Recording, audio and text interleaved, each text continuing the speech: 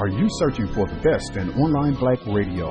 Then go to blacktalkradionetwork.com, helping you filter through the noise. Real talk, black talk.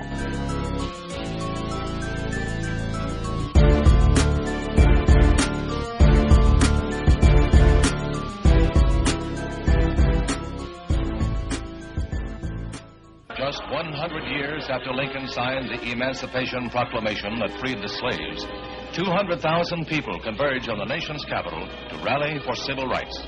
They come by train, they come by bus and by air. They come from the north, the south, the east, and west. They come united in one cause, to urge Congress to pass a civil rights bill to end forever the blight of racial inequity.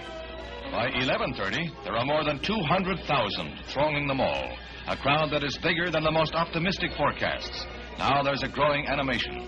It seems as if the demonstrators were finding strength in each other, had discovered their cause was a bond. Arrests in Washington were below normal. Police attribute this to the fact that for the first time in 30 years, you couldn't even buy a beer in Washington. The civil rights marchers needed no stimulants like that. They provided their own, with songs that ranged from the sacred to the hillbilly, but with the one recurring theme, the cause of 20 million Negroes.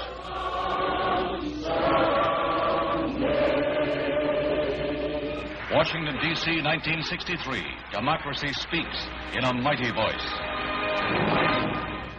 Yo, check this out, man. We rolling this way. That march in 1963, that was a bit of nonsense. We ain't rolling like that no more. Matter of fact, the young black America, we rolling up with seminars, press conferences, and straight up rallies. Am I right?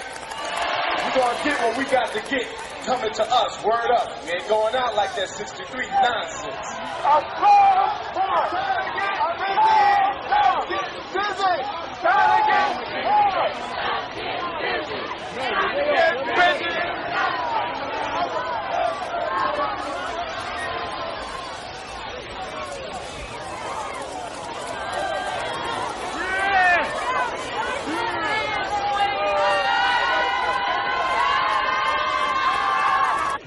Playback.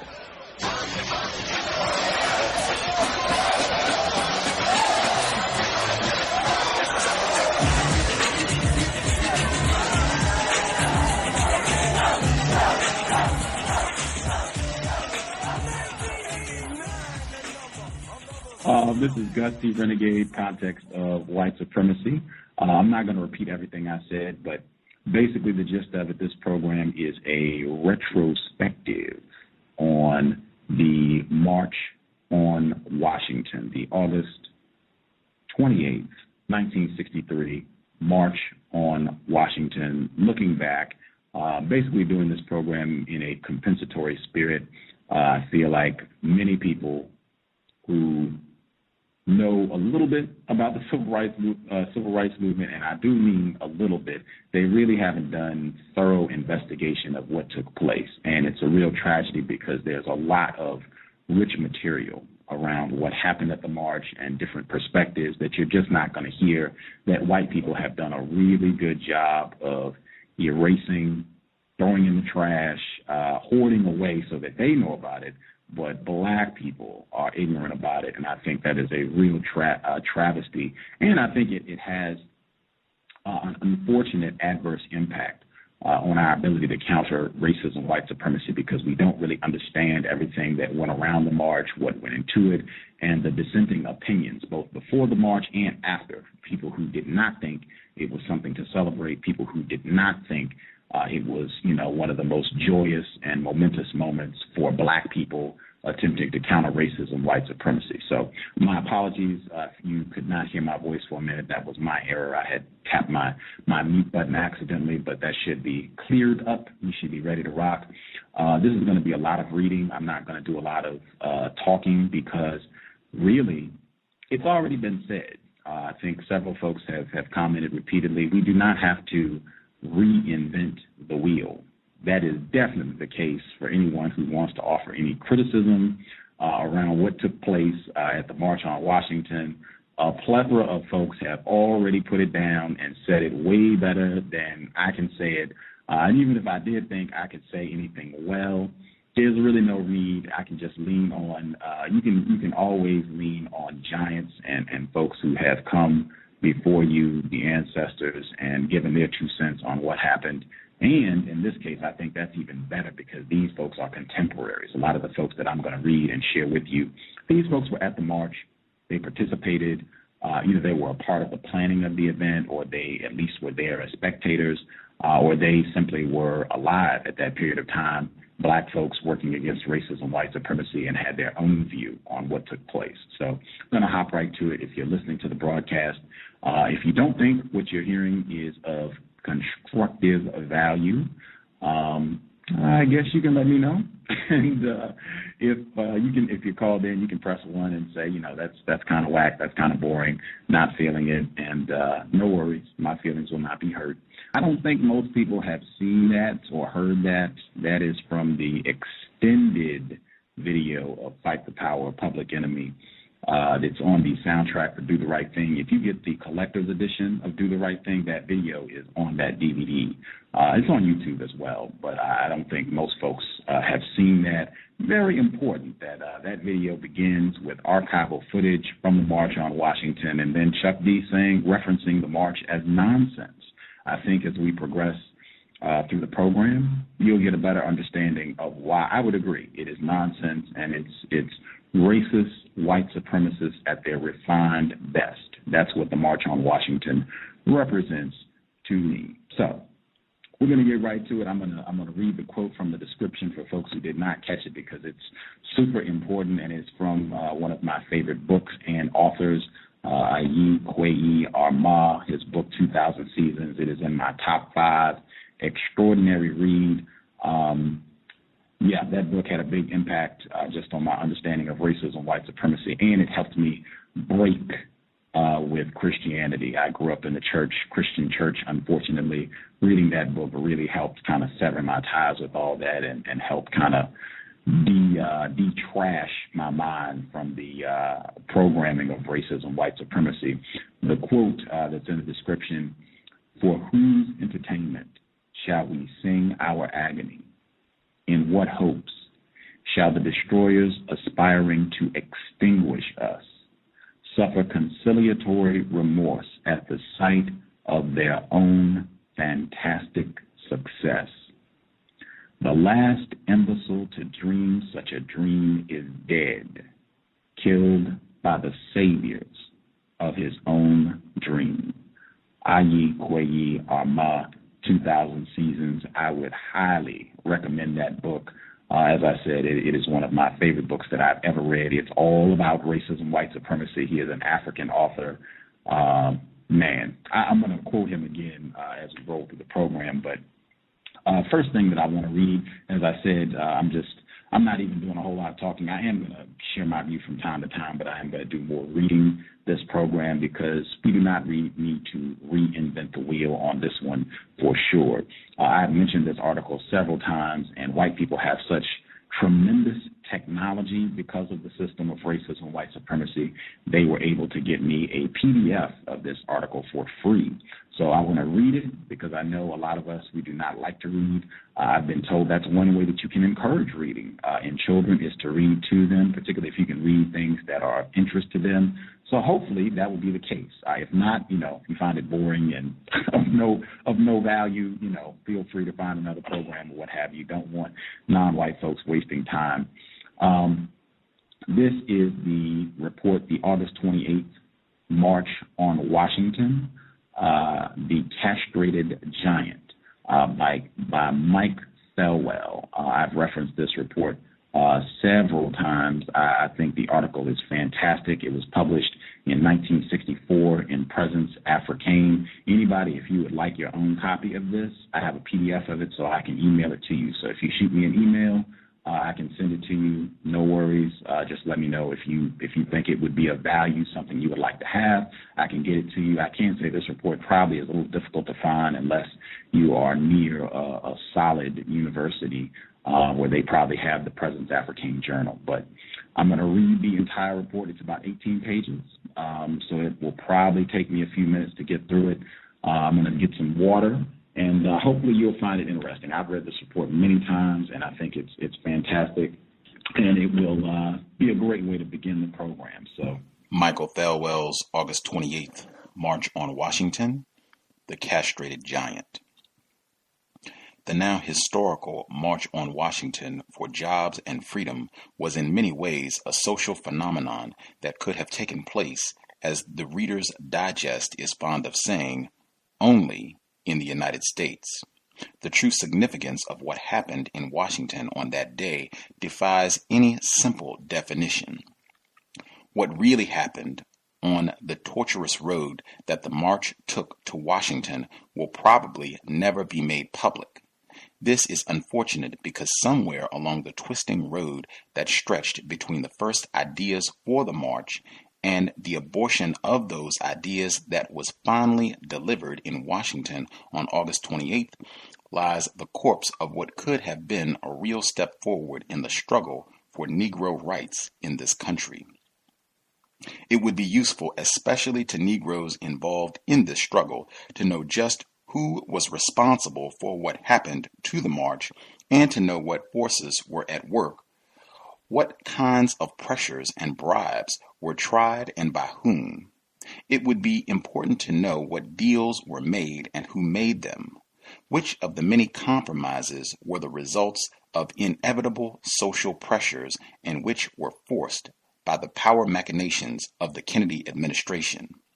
Which decisions were sincere mistakes of timidity and of judgment, and which were deliberate attempts to reduce the whole operation to impotence? It would be useful to know, for example, what the real role of the middle-class Negro organizations was in this event, and whose interests they imagined themselves to be representing, and whose interests they did, in fact, end up representing. It would help to know these things, but for understandable reasons, the people who have the information that would indicate these things are silent. But there were some things that are public, like what happened. This the whole world saw, and some of these leaders did make public statements that said more than the words spoken. On the day itself, as the far-flung tentacles of the sprawling organization that had materialized around the idea for the march came together, it was clear to observers that something significant was happening before their eyes. The nature of what was happening was not then and is still not clear. On the one hand, there was an undeniable grandeur and awesomeness about the mighty river of humanity, more people than most of us will ever see again in one place, affirming in concert their faith in an idea and in a hope that is just. And on the other, there was an air of grotesquerie, as in some kind of carnival, where illusion is the stock in trade, an impression given sustenance by the huge green and white striped carnival tent and the hordes of hucksters peddling gaudy March pins, pennants, tassels, and similar items more readily associated with sporting events than with serious social protest. It was a day of contrasts, a day of platitude and rhetoric juxtaposed with genuine passion and real anguish, a day of bitterness and disappointment for some, and of hope and inspiration for others.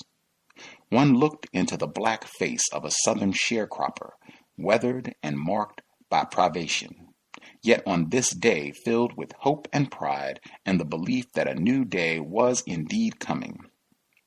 Then one looked at his son, 16 years old, fresh from the brutality of a Southern jail, who did not need the abstractions about oppression and intimidation because his own body bore the marks, and one could not but share in the bitterness in his eyes. And if one looked from these two to the small army of propagandists wheeling cameras and masses of equipment around, intent on recording this day as some kind of triumph for the system that has oppressed these people, one could not escape the feeling that somewhere there had occurred a subtle and terrible betrayal. Because this day that had promised so much was too sweet, too contrived, and its spirit too amiable to represent anything of the bitterness that had brought the people there.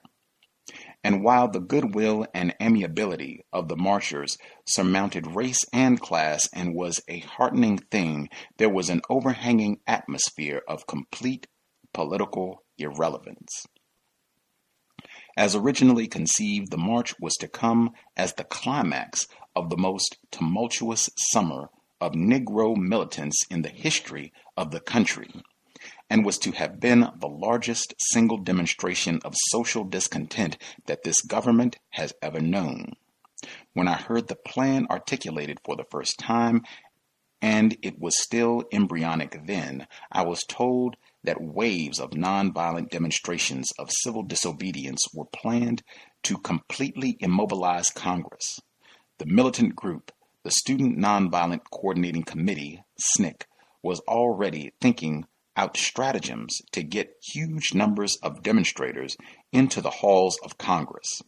This is forbidden by law, and the plan was to replace the demonstrators with another wave as soon as the first was removed, and to keep this up until the jails of Washington were filled. Simultaneous with this action, there were to be sit-ins in the offices of the Justice Department protesting that agency's failure to protect the constitutional rights of Negroes in the South. Similar sit-ins were planned for the offices of certain politicians from southern states where the constitutional and legal rights of Negroes were being and are now being violated each day by local authorities as a matter of official policy.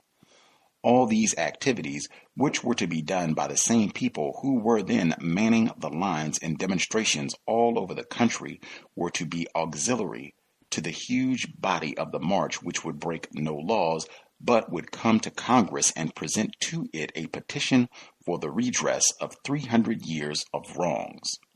The civil disobedience aspect of the demonstrations were intended to dramatize the situation of the Negro. Negroes were there offering their bodies to the jails because in this country they are in jail, because they are not citizens and are not really represented by Congress, because they have no voice in the decisions that govern their living and their dying, and because they have been traditionally and deliberately excluded from full participation in the social processes of the country in which they were born. Civil disobedience was central. Laws are for those who make them and who give their consent to them and are protected by them. On this basis, Americans, white and black, fought one revolution, and the Negroes, by symbolically defying the laws as they have been doing in small communities throughout the South, were again affirming that government without representation is tyranny, and the attack was to be directed to the seat of government, as that is the symbol and residence of power and represents the entire system that persecutes us. The goal was social dislocation without violence. This is the underlying technique that informs all direct action projects in the movement towards justice for America's disinherited blacks. It is one of rendering the institution under pressure inoperable by the presence of determined black bodies.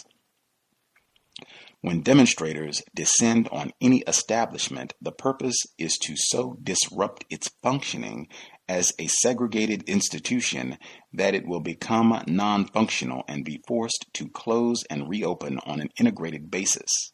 So in one sense, the demonstrations are aimed at destroying institutions that function unjustly and replacing them by a different institution, in the sense that the same restaurant, once integrated, has become a new entity in terms of its function. This was not the idea for the march, since the goal was not to attempt a permanent dislocation of Congress, but merely to use this kind of pressure for one day.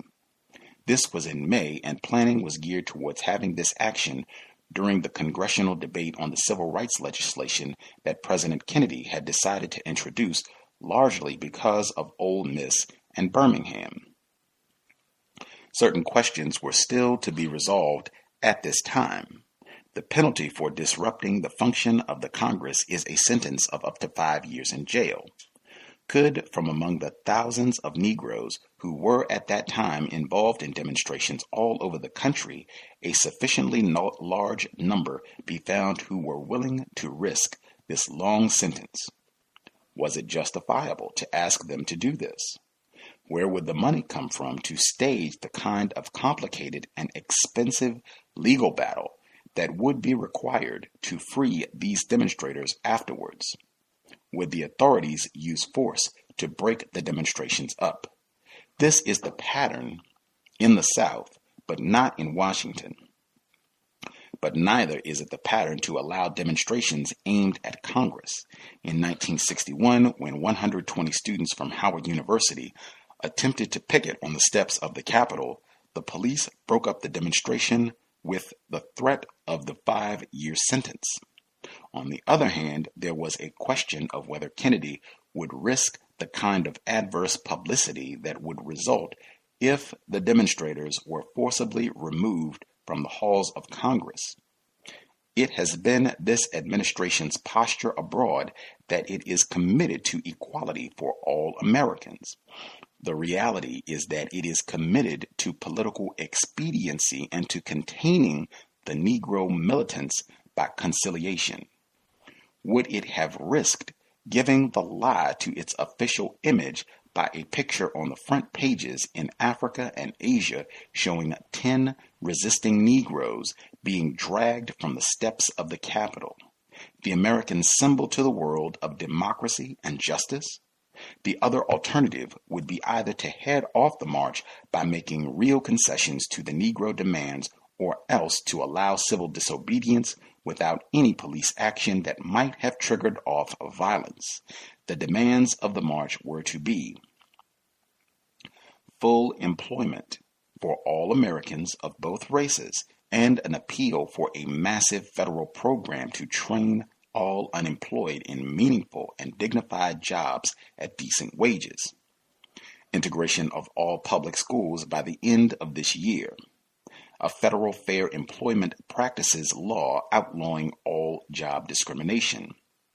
Passage of the Kennedy administration's legislative package without compromise or filibuster.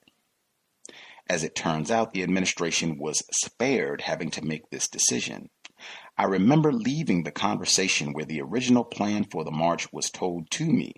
I said to my friend, who was to play a central role in organizing the march, "I've told you that when the revolution comes, it will be the Negroes who begin it."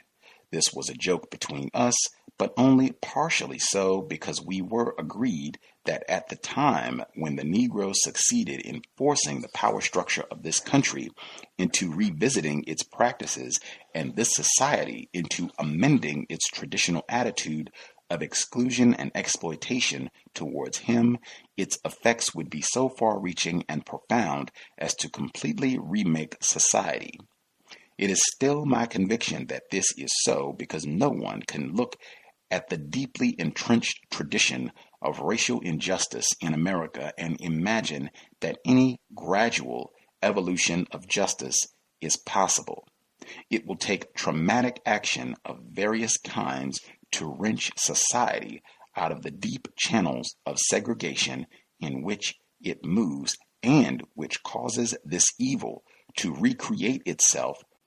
Early this year, a group of Negro students were told by a Negro official of the federal government that the latter could do nothing to enforce fair employment on one of its contracts because the kind of extreme action that this would require in the face of the long history of exclusion would disrupt too many of the established socioeconomic patterns and affront too many powerful groups within the society. That bureaucrat really meant that the federal government could take this action, but that it would not. But this illustrates why any meaningful integration of the Negro will be accompanied by social tensions, chaos, and will result in the restructuring of the extant social patterns. In this sense, it will be revolutionary in the deepest sense of that term. Every Negro leader except Roy Wilkins and Whitney Young, who has felt the burden of this systemic cultural policy of exclusion, knows that he cannot integrate into this society but into a new and decent one that will have to be created from energy that must be initiated by the Negro people. For this reason, the language of every Negro leader, even those that are incredibly conservative on all other political issues, is couched in the idiom of revolution whenever he talks about integration. Minister Malcolm X, the fiery and witty leader of the Black Muslim movement, which bases much of its social ideology on the impossibility and undesirability of integration and appeals for complete separation, sums up the totality of the Negro's exclusion in these terms. Martin Luther King says that we are second-class citizens. That is not true. We are not citizens at all. The fact that we were here before 1776 and that we are born here does not make us citizens.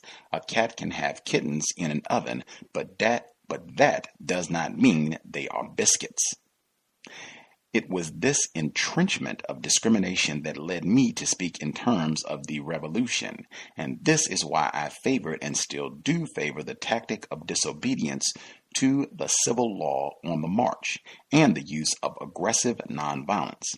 If these original plans had not been abandoned, a crisis might have been forced. The mere threat of using 5,000 veteran demonstrators who had known jails and police brutality from demonstrations in cities like New York, Birmingham, Alabama, Cambridge, Maryland, and Danville, Virginia, and Negroes from the Deep South, where the state quite literally represents a monopoly of violence against the Negro, may well have been enough to pry action from a reluctant Congress. The history of the United States Congress over the last 100 years is a history of racism. It has never acted in the interests of the Negro unless it was forced into doing so by political pressure. Like any other institution its reactions are geared to practical considerations and self-interest and not moral imperatives. Therefore, its actions tend to ride on the coattails of public opinion, which means in this country, white opinion and national prejudice. As a body, it will do nothing for the Negro that is likely to move against the mainstream of social momentum.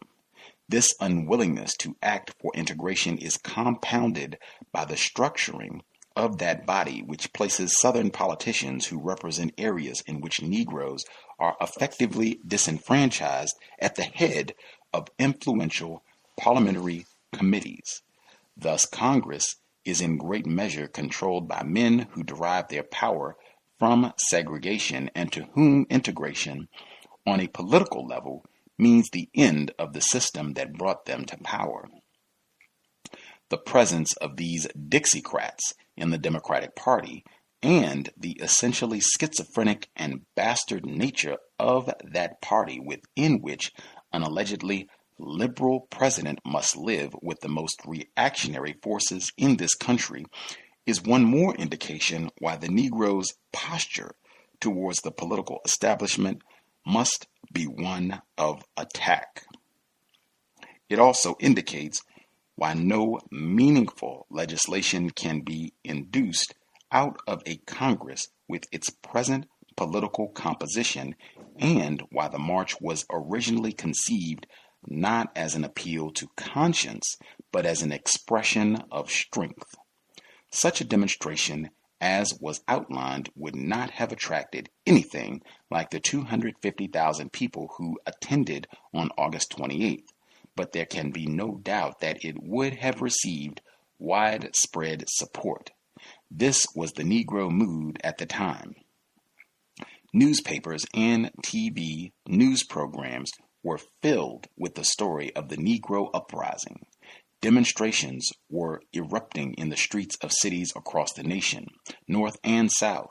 Within a period of 2 weeks after the march was first mentioned to me, upheavals were recorded in cities as far apart as Albany and Americus in Georgia, Greenwood, Goldsboro, Jackson, and Oxford in Mississippi, and in cities in Florida, Alabama, Louisiana, the Carolinas,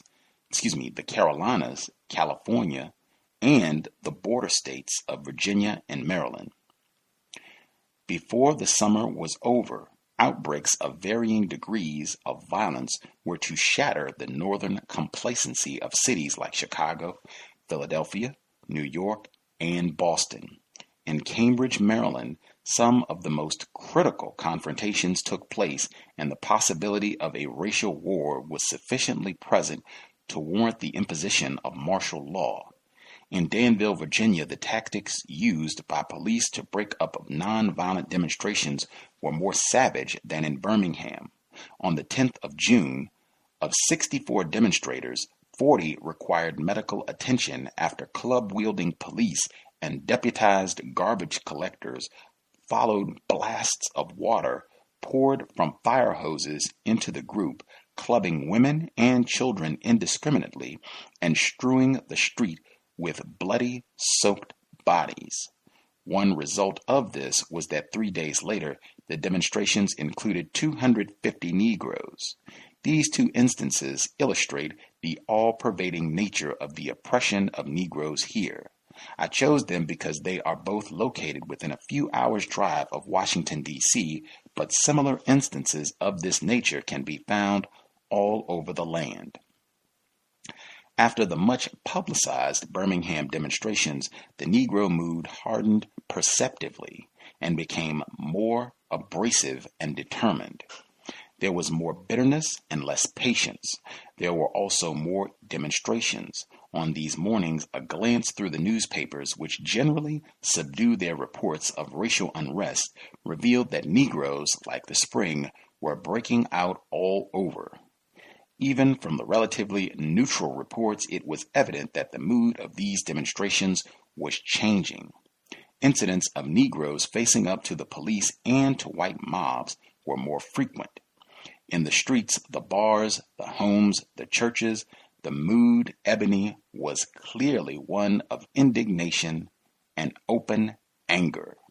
The landlady of a friend of mine, a lady of some 65 years, and up until then, a veritable stereotype of respectable, religious, and passive older generation of lower middle class Negro, began to seriously investigate the possibilities of purchasing a revolver.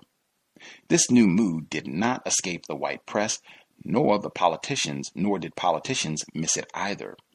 Great concern was expressed about the possibility of a major race riot or a series of race riots sweeping the country.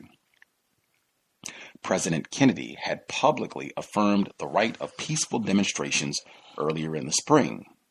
Now, moved as much by the Southern and conservative charges that he was encouraging anarchy as by the possibility that the Negro people would retaliate in kind to their attackers, he took the position that, although legal, demonstrations were irresponsible and that Negroes should return their battle to the arena of the courts, which was, among other things, less visible. The position of the student demonstrators was that there was nothing to be gained by keeping the illusion of peace. There is no real peace where there is no justice, and the white man's peace is for us a slave's peace. The demonstrations did not stop. In this position, Kennedy was supported by the National Association for the Advancement of Colored People, whose National Secretary, Roy Wilkins, publicly questioned the effectiveness of street demonstrations. There are two important considerations which militate against this position. One, the simple fact that the white establishment's wish to stop demonstrations is the best possible brief for their continuance. If it becomes sufficiently threatened, it will remove the causes of the demonstrations. The other factor is that discrimination does not exist because of any absence of law-affirming Negro rights. It exists in spite of such laws and the Constitution because the federal administration has never acted to enforce these laws, which are blatantly broken and ignored unless some kind of crisis seems imminent. Therefore, it is not more laws that are needed, but more pressure. The 1954 Supreme Court decision on segregated schools directed the integration of the entire school system with all deliberate speed. Nearly 10 years later, there has been little more than token observance of this ruling in the South. One answer is direct action, and even with the schools, this is possible. In Englewood, New Jersey, parents took their children out of the Negro kindergarten and into the white school where the children had not been permitted to enroll. The teachers attempted to ignore these illegal infiltrators, but the white infants did not, and after 3 days, the teacher found it simpler to include the demonstrators in the class activities. In Boston, Negro citizens set up freedom schools and withdrew thousands of Negro children from the official high schools in protest of the inferior facilities given to Negroes. The freedom schools included in their curriculum classes in the theory of civil disobedience, social responsibility, and Negro history. The Boston school system hastily came to terms with the Negro community. The plans for this march were evolved by Bayard Rustin, a Negro militant and pacifist, Tom Kahn, a white student in a Negro university who was a young man with a long history of civil rights activities, and Norman Hill, an executive of the Congress on Racial Equality, CORE, a militant direct action group. Rustin is one of the most colorful characters in the civil rights movement. In addition to being an astute tactician and extremely politically sophisticated, he is one of the few real intellectuals that is active. He is essentially not a leader figure, but there is no one person who has had more direct effect in defining the direction that the struggle has taken in recent years. He was executive assistant to A. Philip Randolph in planning the March on Washington for the integration of war industries during World War II. He was Martin Luther King's advisor during the Montgomery bus boycott, the director of the Youth March on Washington for integrated schools in 1954, and has organized non-violent demonstrations in Tanganyika and in England, and 3 years ago led a party of Africans into the Sahara to protest against French nuclear bomb tests. One of the reasons that he is not a publicly acknowledged leader in the struggle, and this does not speak too well of the courage of existing groups, is his association with the American Communist Party during the Depression, but he is certainly the person with the most realistically radical approach to the struggle and one of the few adult voices that the students in the struggle respect and will listen to. Another such person is the novelist James Baldwin. Main opposition to Rustin as organizer of the march came from Roy Wilkins of the NAACP, that huge middle-class-based and essentially conservative Negro organization. Wilkins is the Negro leader most appreciated by the middle-class Negro and white liberal community as being responsible. He is roundly rejected by the students as a tool of the white power structure. It is difficult to understand how anyone can be naive or nearsighted enough to demand sweeping changes in the area of Negro rights in a country where any meaningful demand on behalf of the Negro is radical and yet hold conservative attitudes towards all other areas of society. The Negro student's attitude towards Wilkins would be one of pitying disregard, except for the fact that he is so potentially dangerous to real progress. The consistency with which he echoes the Kennedy line has become a joke, since Negro students have no faith in Kennedy. It is my own feeling that any Negro leader who depends solely on the goodwill and friendship of political manipulators, the like of John Kennedy, is a millstone around the neck of the people he is supposed to represent. When I left Washington in June, the plans for the march were not yet made public, and it was my understanding that the first steps were already underway.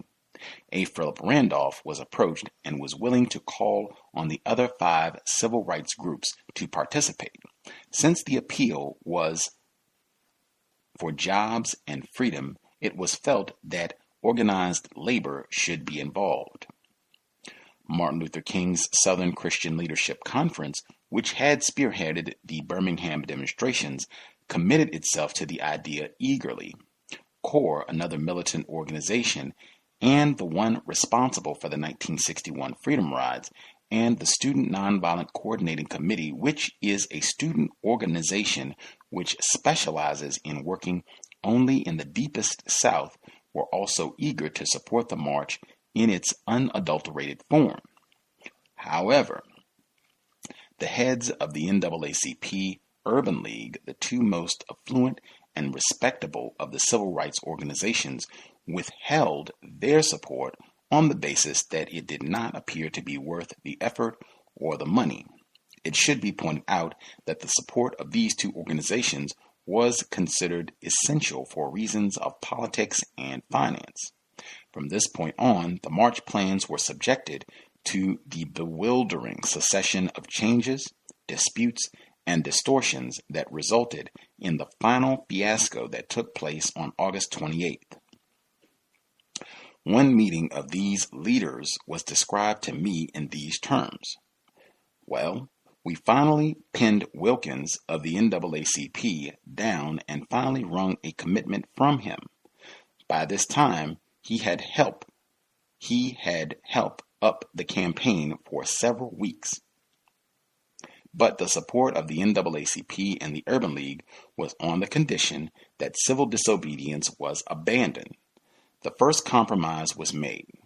There were to be no sit-ins, pickets, or aggressive activity of any kind. The next issue was a strong objection to Rustin as the deputy organizer. Randolph and King were adamant on this point, and Rustin's services were retained. My next information was to the effect that although the march was not officially announced, the Kennedys knew about it, and it was in the wind that the administration was against it. The committee was having difficulty in getting support or money.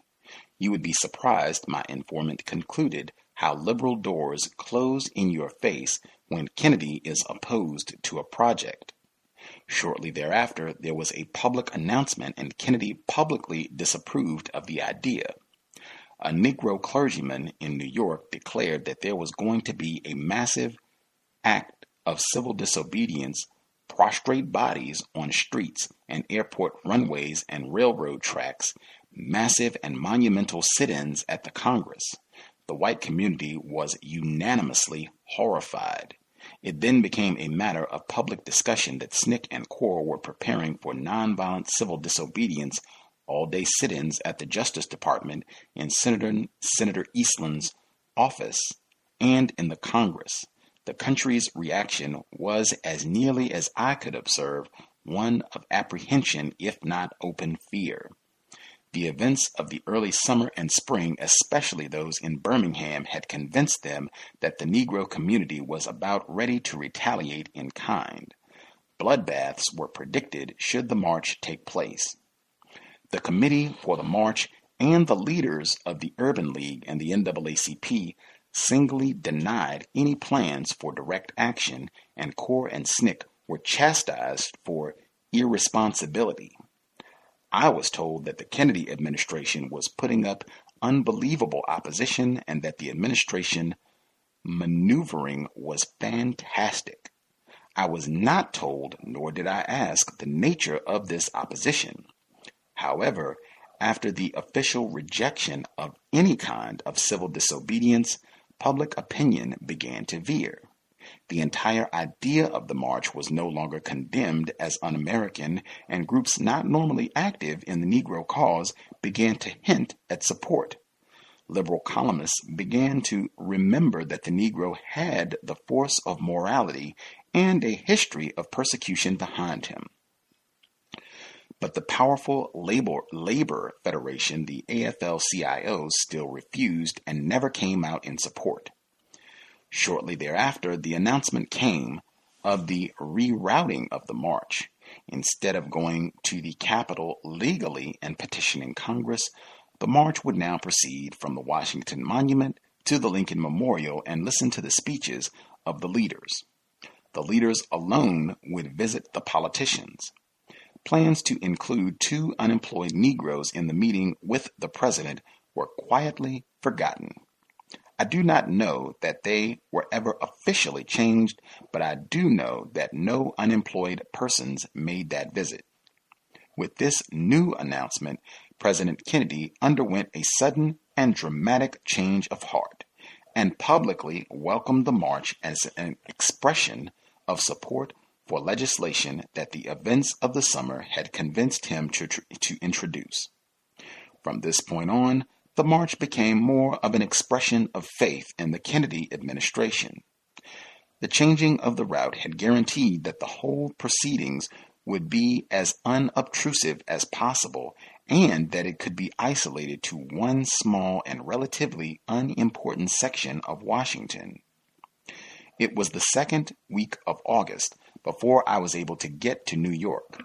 Despite several doubts about having anything to do with this march, I found myself being pulled, possibly by curiosity, to its headquarters. There, the truth of the assertion that Americans love a parade was made evident. There was great willingness to support the project. The phones buzzed with support of this social revolution.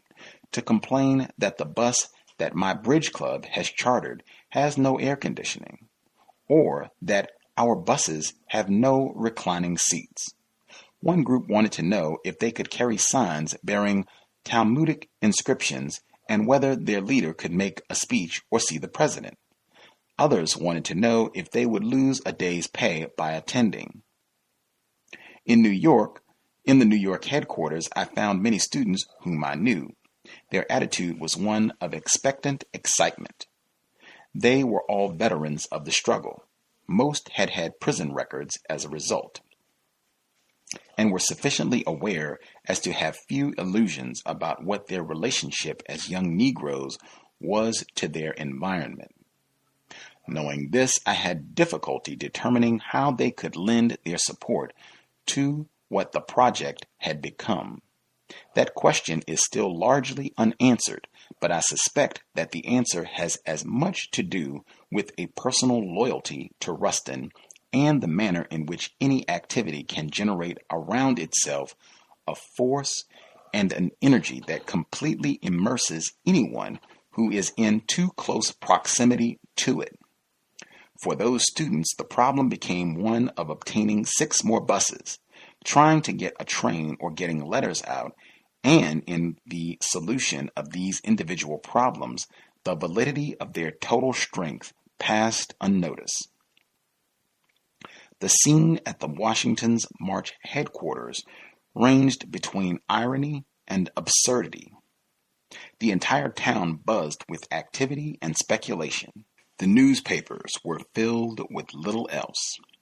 In the office, the volunteers of both races, by some queer coincidence, became divided into what appeared to be racial groupings. Whites to the north, Negroes to the south. This proved to be the result of coincidence and a personality conflict between 2 organizers rather than any racial tension. Quite obviously, the march was the best thing that had happened to private enterprise and small business in Washington. 3 days before the event, private entrepreneurs started selling the march pins, pennants, and other assorted souvenirs that they had had the foresight to have made. It was a triumph of American ingenuity, and I calculate that the March Committee lost many thousands of dollars to those opportunists who undersold the official March prices for these items. Very clearly, the agents of the government were under orders to cooperate with the workers. One student volunteer received a traffic ticket while driving a march car. The police captain promptly tore the ticket up. This apparently insignificant incident represents a fraudulent inversion of normalcy, which can be understood if you know that the student had seen a companion assaulted 2 months before by a Washington policeman when they protested against brutality in the arrest of a Negro prisoner. He was arrested off a picket line a week before in Washington because of the intimidating nature of the sign he carried. The cooperation of various groups was, to say the least, surprising. Huge, luxurious, and air-conditioned cars were loaned to the committee. 2 of these came from a firm that had been picketed by a corps that summer because of alleged discrimination in their hiring policy. So much sweetness was generated, in fact, that one woman's conscience was moved. She wanted to help, although her attitudes towards Negroes had not been of the best in the past. She had this huge house, so she decided that she'd take in marchers.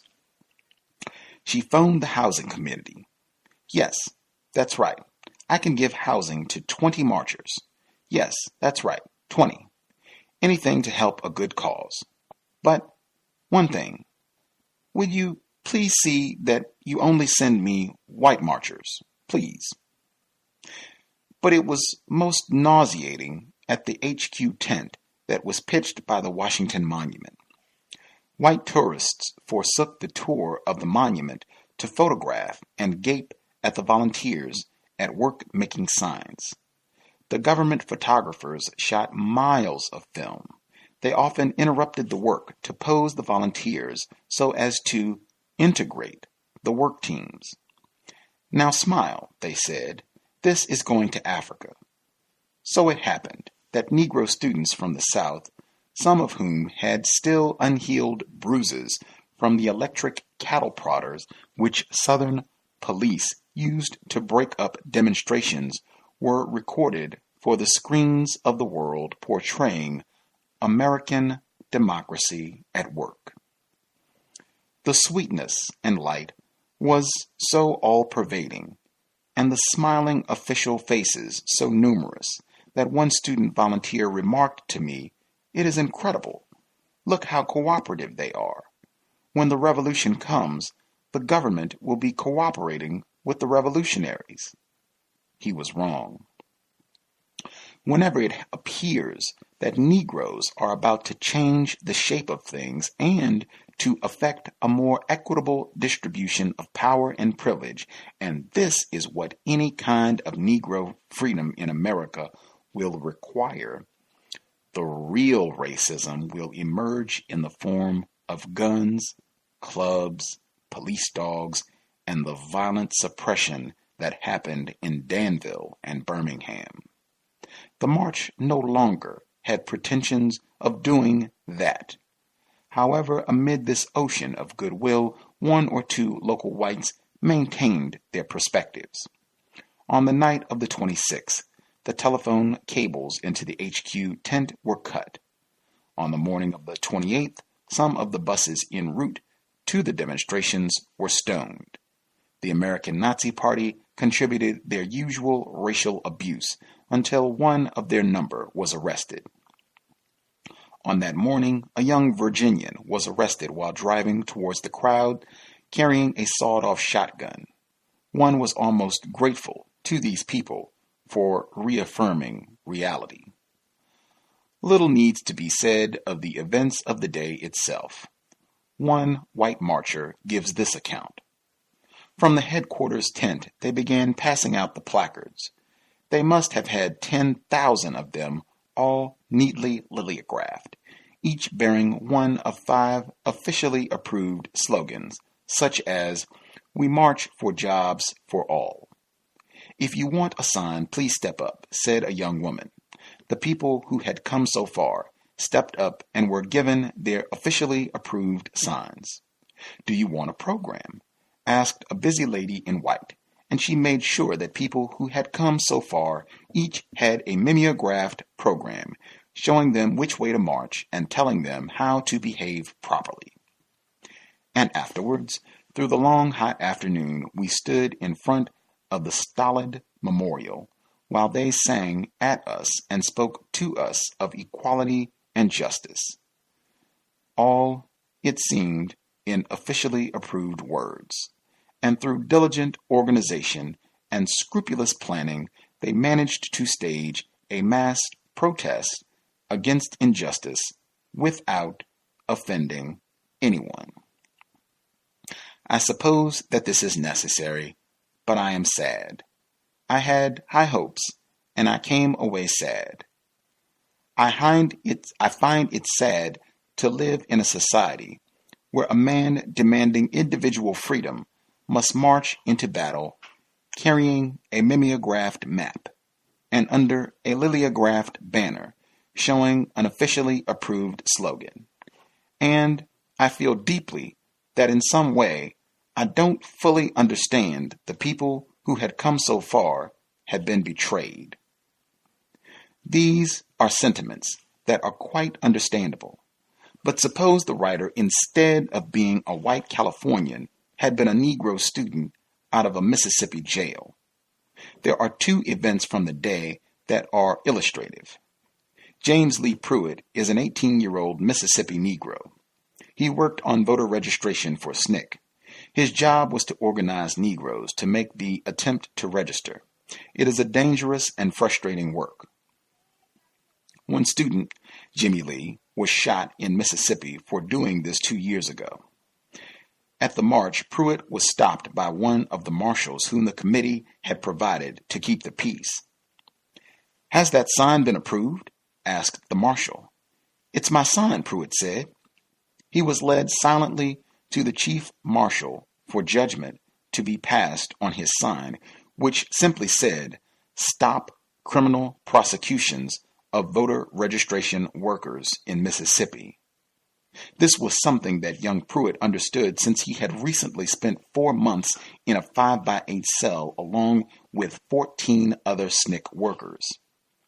In jail, they had been kept without any clothes for 47 days and had had the fans trained on their small cell. Pruitt had been placed into a tiny zinc cubicle set in the Mississippi sun until he passed out after 12 hours with a reported temperature of 104 degrees. When one of the group fell ill and the services of a doctor were requested, the guard said only, "Sure, nigger, after you're dead." During this trip to Washington to carry that sign, the car that he was traveling in developed mechanical trouble. No garage in town would touch the car, and it had to be abandoned. Pruitt was one of those who had come so far, and at great price.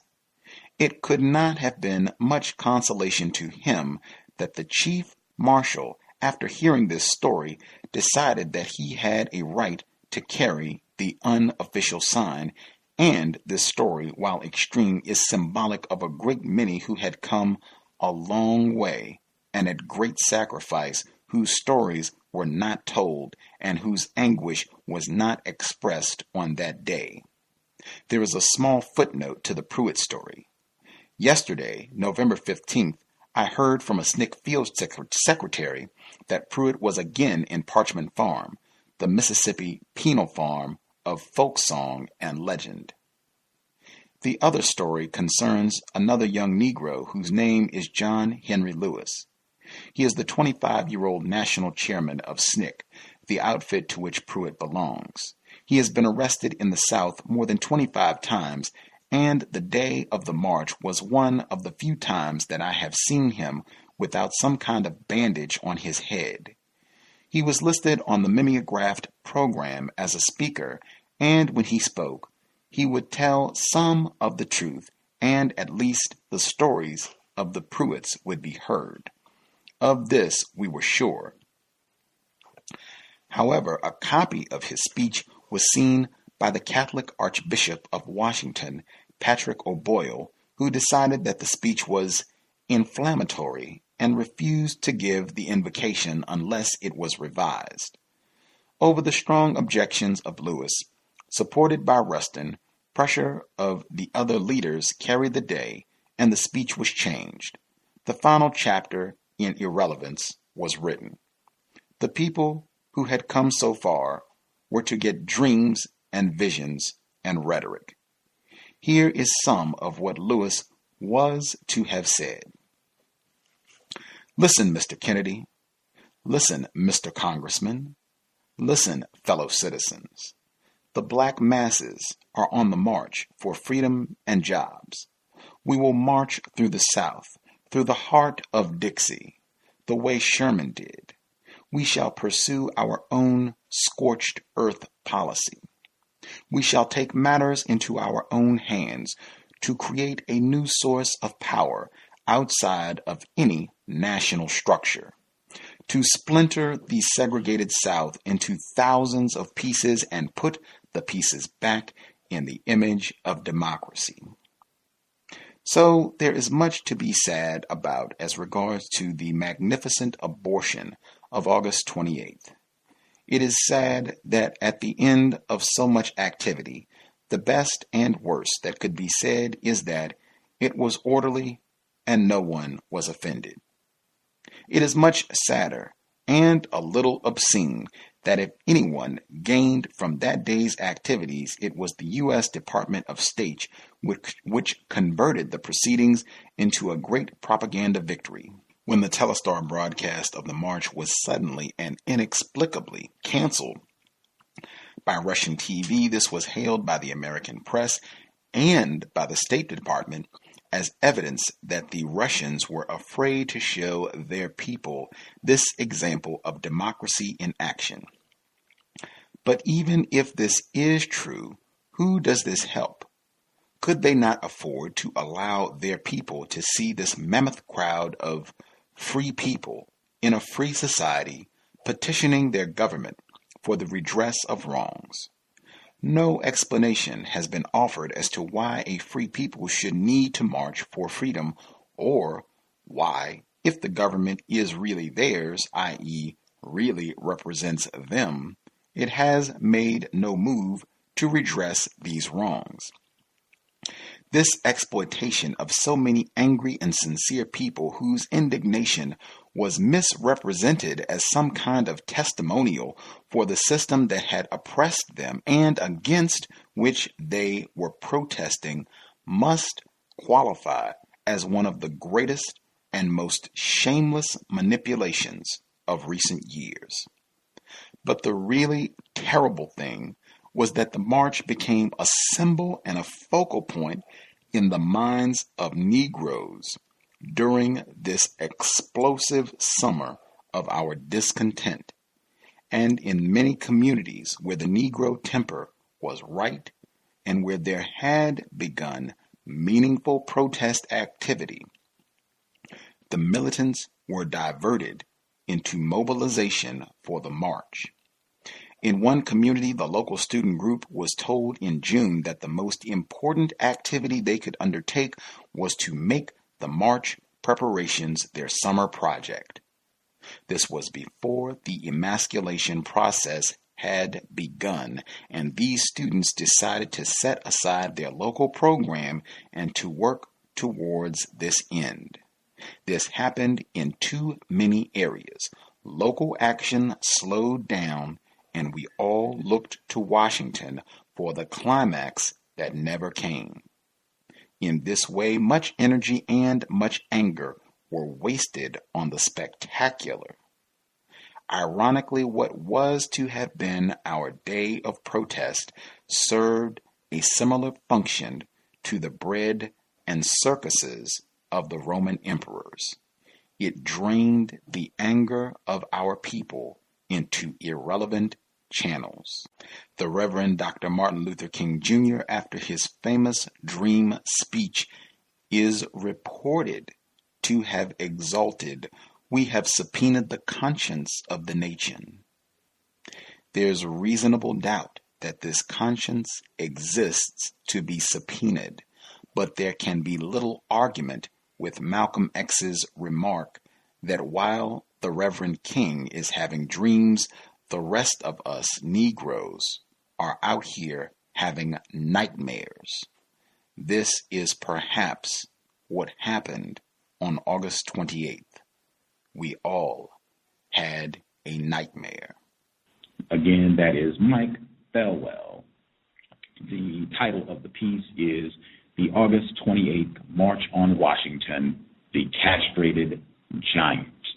If anybody would like that article, I can get it to you. I hope it was not a waste of time to read the whole report, but I think because so many of us don't read and we don't investigate, we miss a lot of information, and I just think it's important to get that article. Was published in the winter of July 1964, like January, February of 1964. So felt it was important to get that out.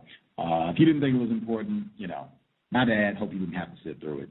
I want to play a sound clip, and then I am going to come back and offer a thought or two. But this sound clip, I won't even set it up. I'll just play the sound clip, and I'm pretty sure you can put the pieces together on your own. And at the conclusion of the day, the 10 leaders of the march met with President John F. Kennedy for 75 minutes, and thus ended an important day we should all remember. The end. Well, interesting. Yes, it was. Very. You didn't like it? Well, son, you had the facts. I know. Where'd you get the information? At the library. How many books did you read? One. It's called The Pocket Guide to American History. How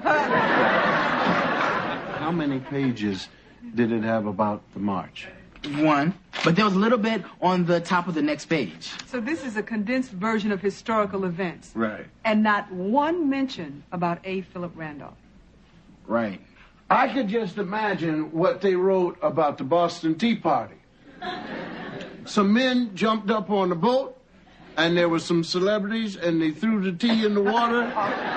And Sam Jones and John Havlicek and Bill Russell have been winning the championship ever since. Maybe your teacher wanted something else. Like what? Well, honey, you could have written more about the people, why they got involved and what they felt. I can tell you what they felt. Hot. Yes, it was rather warm that day. We were lucky. We were on an air-conditioned bus, and all of them didn't have it. Many buses, just hundreds and hundreds of them. And the singing. Yes, the singing. You could hear the singing coming from every bus. We sang all the way down there. Not everyone was singing. Please don't start on me. You had to tell your father to keep quiet. He had a tendency to drag out the words and sing off key. What really happened besides the heat and the singing? Theo, I'll tell you what you should put in that paper. The mood of that day. Oh, Theo, it was so friendly. Yes, it was. People we didn't know at all, waving to each other like they were old friends. We were old friends by the time we walked from the parking lot to the great lawn. It was a couple of miles at least. We had to march to the march. You saw all kinds of people, all colors, from every part of America. They carried signs and they wore buttons to let you know where they'd come from. I traded buttons with a man from Portland, Oregon. Walked around all day long with that button on. Kiss me, I'm Irish. You didn't stop there. Your father went around collecting buttons all day long. Every time I looked up, he had a new button. Kiss me, I'm Jewish. Kiss me, I'm Polish. Kiss me, I'm Japanese. And I still have those buttons upstairs. Oh, we have a whole drawer full of reminders from that day. It must have been great knowing you guys were going to be part of history. Oh, no. That wasn't what it was about. We were just expressing the way we felt then. When we stood in the church parking lot waiting to get on the bus, there was only about 50 of us there. I looked around and I thought, well, what if we're the only ones who show up? We were a very small group of people. Yes, till we got down there. There's so many people. To stand in front of the Washington Monument surrounded by 250,000 people. To be heard. Mm-hmm. Theo, your granddad and I met this one woman, Nadine. She was 71 years old and she drove... I was talking. I was just telling the boy about Nadine. But I was telling him about Nadine. I'm sorry. You go ahead. No, you go ahead. No, you. No. Will somebody please tell the boy? I'll tell it. Nadine was 71 years old, and she drove all the way from North Dakota. Grand Forks. She drove down with a granddaughter. Lovely child. During the march, Nadine was with us every step of the way. Every step. She stood through all the speeches and never sat down once. We were amazed a person her age could do all of that. Russell, she was the same age then that you are now. Oh, you're right. No wonder she could do all that. See, Theo, that's the one thing that you can't get in the history books. That's the one thing you can't capture. The people. I guess so. And you should have seen what it was like when we went back to the buses. Right. People held hands and smiled. There was a feeling of joy and pride. And other newspapers said there was going to be trouble, but there wasn't any. It was a lovely, peaceful day. It was peaceful. I still carry a little of that day with me. Dr. King said, I don't think I'll ever forget. In a sense, we have come to our nation's capital to cash a check. When the architects of our republic wrote the magnificent words of the Constitution and the Declaration of Independence, they were signing a promissory note to which every American was to fall heir. I mean, This is great. I didn't have to go to the library after all. All I had to do was have dinner with my family. Thanks. Wait.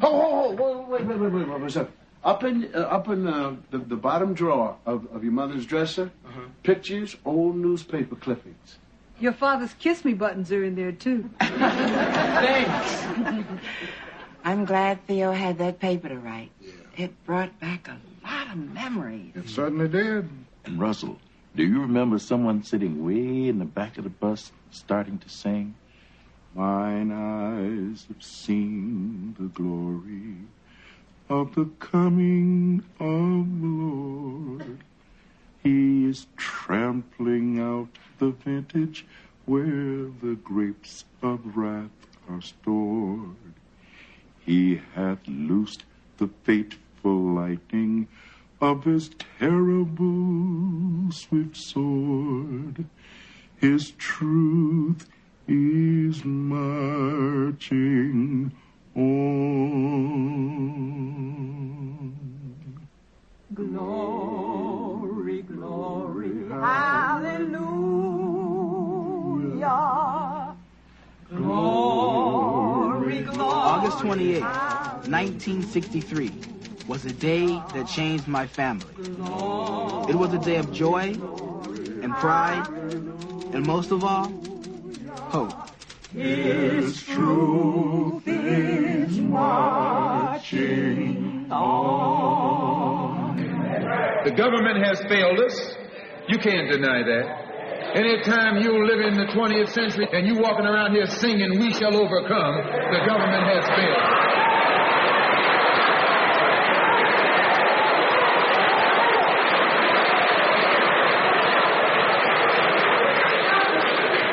This is part of what's wrong with you. You do too much singing.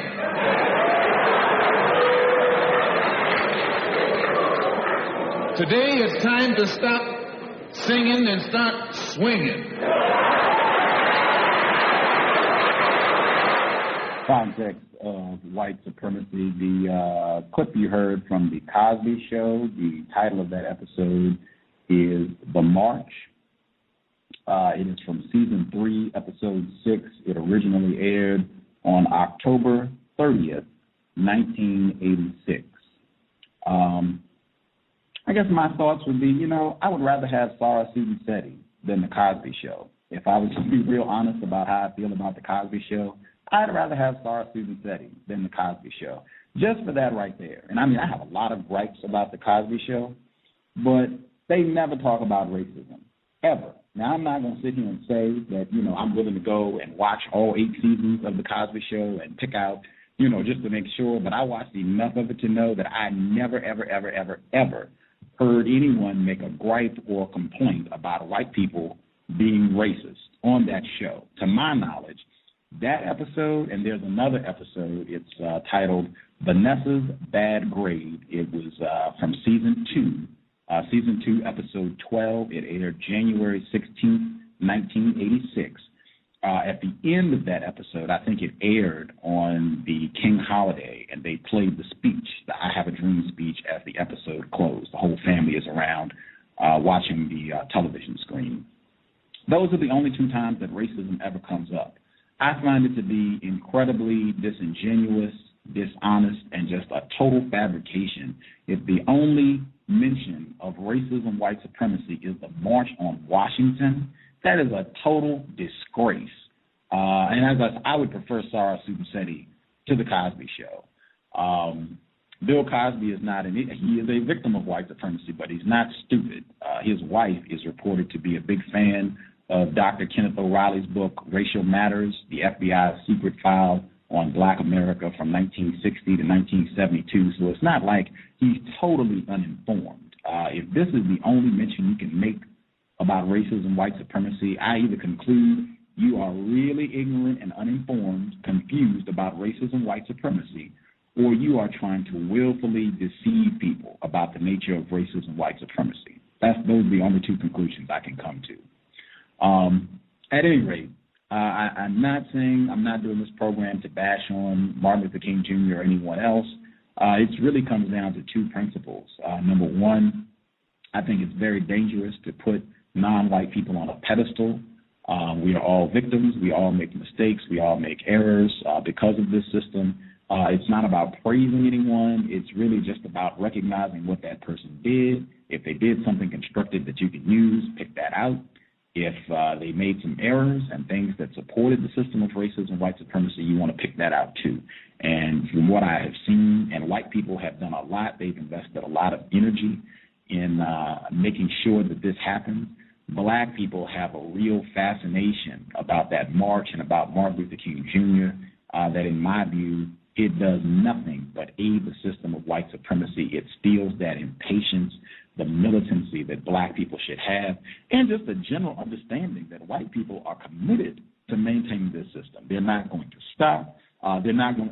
Even if they hold hands and go out in the street and jump up and down about Oscar Grant, that's totally irrelevant. They will go home and continue to do everything possible to maintain their system. They'll come out and march with you for a little while for Jenna Six or Sean Bell or Oscar Grant or whomever the enforcement officials gun down tomorrow, Ayanna Jones or anyone else, and keep right on rolling, telling their racist jokes when they get back home and doing everything else. And I think that needs to be overstood by black people, non-white people worldwide and immediately. Now back to the march. And I said there's a lot of material. There's a ton of material about this. I'm just trying to hit as much as I can, and then I'll get to the phone lines because a lot of people called in. This is from, I hope, something that, most people who are listening to this program have read, the autobiography of Malcolm X, the chapter on Icarus, the chapter titled Icarus. Minister Malcolm X writes, "Not long ago, the black man in America was fed a dose of another form of the weakening, lulling, and deluding effects of so-called integration. It was that farce on Washington, I call it. The idea of masses of blacks marching on Washington was originally the brainchild of the Brotherhood of Sleeping Car Porters, A. Philip Randolph. For 20 or more years, the March on Washington idea had floated around among Negroes, and spontaneously, suddenly now, that idea caught on. Overhauled rural Southern Negroes, small-town Negroes, northern ghetto Negroes, even thousands of previously Uncle Tom Negroes began talking march. Nothing since Joe Louis had so coalesced the masses of Negroes. Groups of Negroes were talking of getting to Washington any way they could, in rickety old cars, on buses, hitchhiking, walking even if they had to. They envisioned thousands of black brothers converging together upon Washington to lie down in the streets, on airport runways, on government lawns, demanding of the Congress and the White House some concrete civil rights action. This was a national bitterness. Militant, unorganized, and leaderless. Predominantly it was young Negroes, defiant of whatever might be the consequences, sick and tired of the black man's neck under the white man's heel. The white man had plenty of good reasons for nervous worry. The right spark, some unpredictable emotional chemistry could set off a black uprising. The government knew that thousands of milling, angry blacks not only could completely disrupt Washington, but they could erupt in Washington. The White House speedily invited in the major civil rights Negro leaders. They were asked to stop the planned march. They truthfully said they hadn't begun it. They had no control over it. The idea was national, spontaneous, unorganized, and leaderless. In other words, it was a black powder keg. Any student of how integration can weaken the black man's movement was about to observe a master lesson. The White House, with a fanfare of international publicity, approved, endorsed, and welcomed a march on Washington. The big civil rights organizations right at this time had been publicly squabbling about donations. The New York Times had broken the story.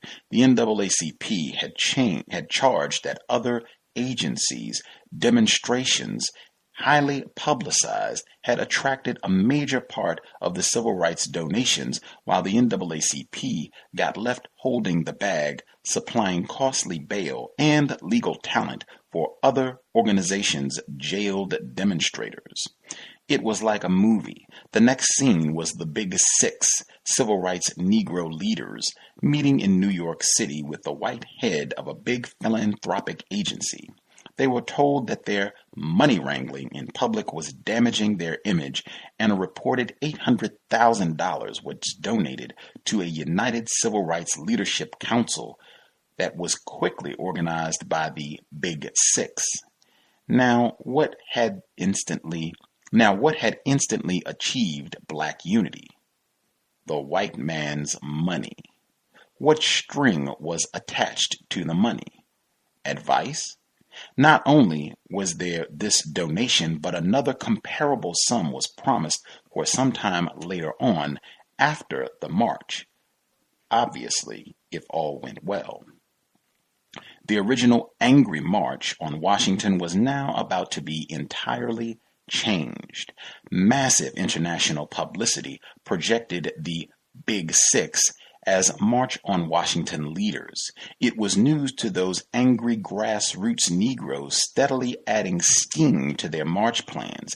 They probably assumed that now those famous leaders were endorsing and joining them. Invited next to join the march were four famous white public figures, one Catholic, one Jew, one Protestant, and one labor boss. The massive publicity now gently hinted that the Big Ten would supervise the March on Washington's mood and its direction. The four white figures began nodding. The word spread fast among so-called liberal Catholics, Jews, Protestants, and laborites. It was democratic to join this black march. And suddenly the previous march-nervous whites began announcing they were going. It was as if electrical current shot through the ranks of bourgeois Negroes, the very so-called middle class and upper class, who had earlier been deploring the March on Washington talk by grassroots Negroes. But white people now were going to march. Why, some downtrodden, jobless, hungry Negro might have gotten trampled. Those integration-mad Negroes practically ran over each other trying to find out where to sign up. The angry blacks' march suddenly had been made chic. Suddenly it had a Kentucky Derby image. For the status seeker, it was a status symbol. Were you there? You can hear that right today. It had become an outing, a picnic.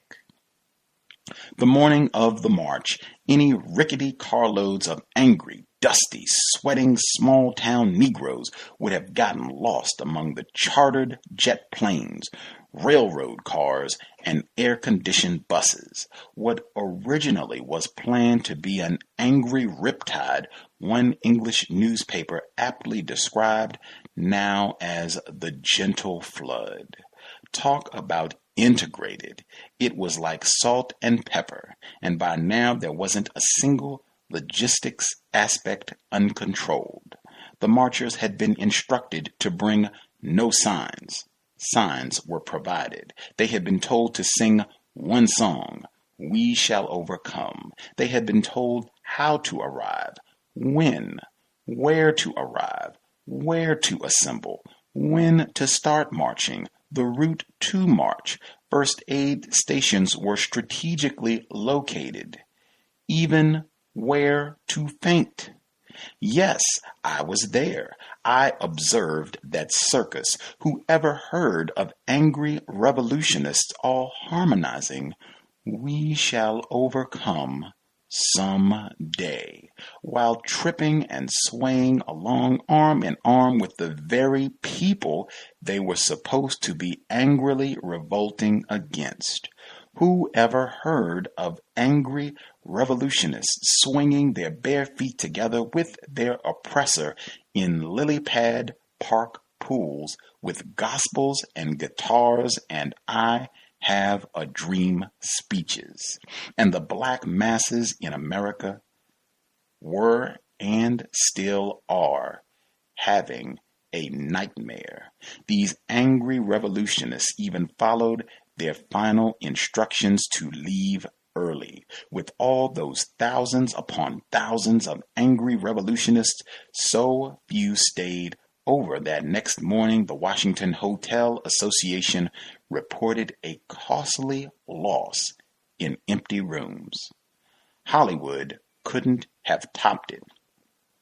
In a subsequent press poll, not one congressman or senator with a previous record of opposition to civil rights said he had changed his views. What did anyone expect? How was a one-day integrated picnic going to counter-influence these representatives of prejudice rooted deep in the psyche of the American white man for 400 years? The very fact that millions, black and white, believed in this monumental farce is another example of how much this country goes in for the surface glossing over. The escape routes surfaces instead of truly dealing with its deep-rooted problems. What the March on Washington did was to lull Negroes for a while. But inevitably, the black masses started realizing they had been smoothly hoaxed again by the white man. And inevitably, the black man's anger rekindled deeper than ever. And there began bursting out in different cities in the long, hot summer of 1964, unprecedented racial crisis. That is, again, from chapter titled Icarus in the autobiography of Malcolm X. There's two things I wanted to point out. Number one, that passage, Malcolm X talks eloquently about how rhetoric and slick words were used to lull and confuse black people into thinking that something more was taking place at the march, to thinking that this was something that was really going to improve things for them and stop white people from practicing racism. And nothing could be further from the truth. As I said, I really just want to do a lot of quoting from folks who have already commented on this. We don't need to reinvent the wheel with regards to the March on Washington at all. This is a quote from, again, one of my favorite authors, Ayi Kwei Armah, African author. This is from an essay that he wrote. It is titled A Mystification, African Independence Revalued. And I mean, I'm going to have to read this really slow so you don't miss it. Just marinate on this and keep in mind the March on Washington. Marinate on this. I'm going to read this real slow. The constituents, being provincial peoples, are very definitely, under the metropolitan language, the verbal technology of their conquest. They seldom have enough experience with it to understand more than a few sloganized chunks of it, and their ability to communicate in it is cretinous compared to their handling of their own languages. Secondly, the politicians and leaders in the elite are themselves mostly also under the metropolitan languages, though they may not realize this as readily as their provincial constituents. For the most part, the official speeches and publications put out by the elites have a high proportion of slogans, cliches, and not very well understood verbal formulae. With an ongoing imperial system, the use of metropolitan word power in the provinces tends to be not pragmatic, but magical. That is, effects produced on provincial crowds subjected to speeches in metropolitan languages are likely to come more from a fascination with forms and cadences than from any appreciation of realizable content. Content counts for little. Form is almost everything. Again, that is Ayi Kwei Arma from his essay, A Mystification, African Independence Revalued, 1969. He was talking about black people in different countries in Africa and how they struggle understanding English. In some areas it's French. Basically, he's talking about their struggles understanding white people's language and how they can put out a black person who can put together some cute-sounding phrases and what have you, and that confuses them and makes them think, oh, he's going to be doing something for us. In actuality, they didn't really understand what he said at all, and they just got a few chunks that made them feel good for a little while. I think the exact same thing can be said of the March on Washington and maybe even black people in general. I would even say all that hoopla in the 2008 presidential election about hope and change sounds a lot like exactly what Mr. Armand was talking about in the passage that I just read, the verbal technology of our conquest. I'll leave it at that. Let me see if I can squeeze in. There were a couple more things I wanted to share, and then I'll hit the phone lines if people would like to share. I did want to get in quickly, though. I actually watched that entire episode of The Cosby Show, the March episode where Theo was doing this report on the March. I watched the whole thing, and there really wasn't even a side plot. That was basically the whole episode was around the March on Washington and them all telling stories about how cool it was to be there and all these white people that they met and got buttons from and all this foolishness. And I saw Rudy. Rudy is really young in this episode. Keisha Knight Pullman, her real name. She's, 7 maybe, I don't know, something really young.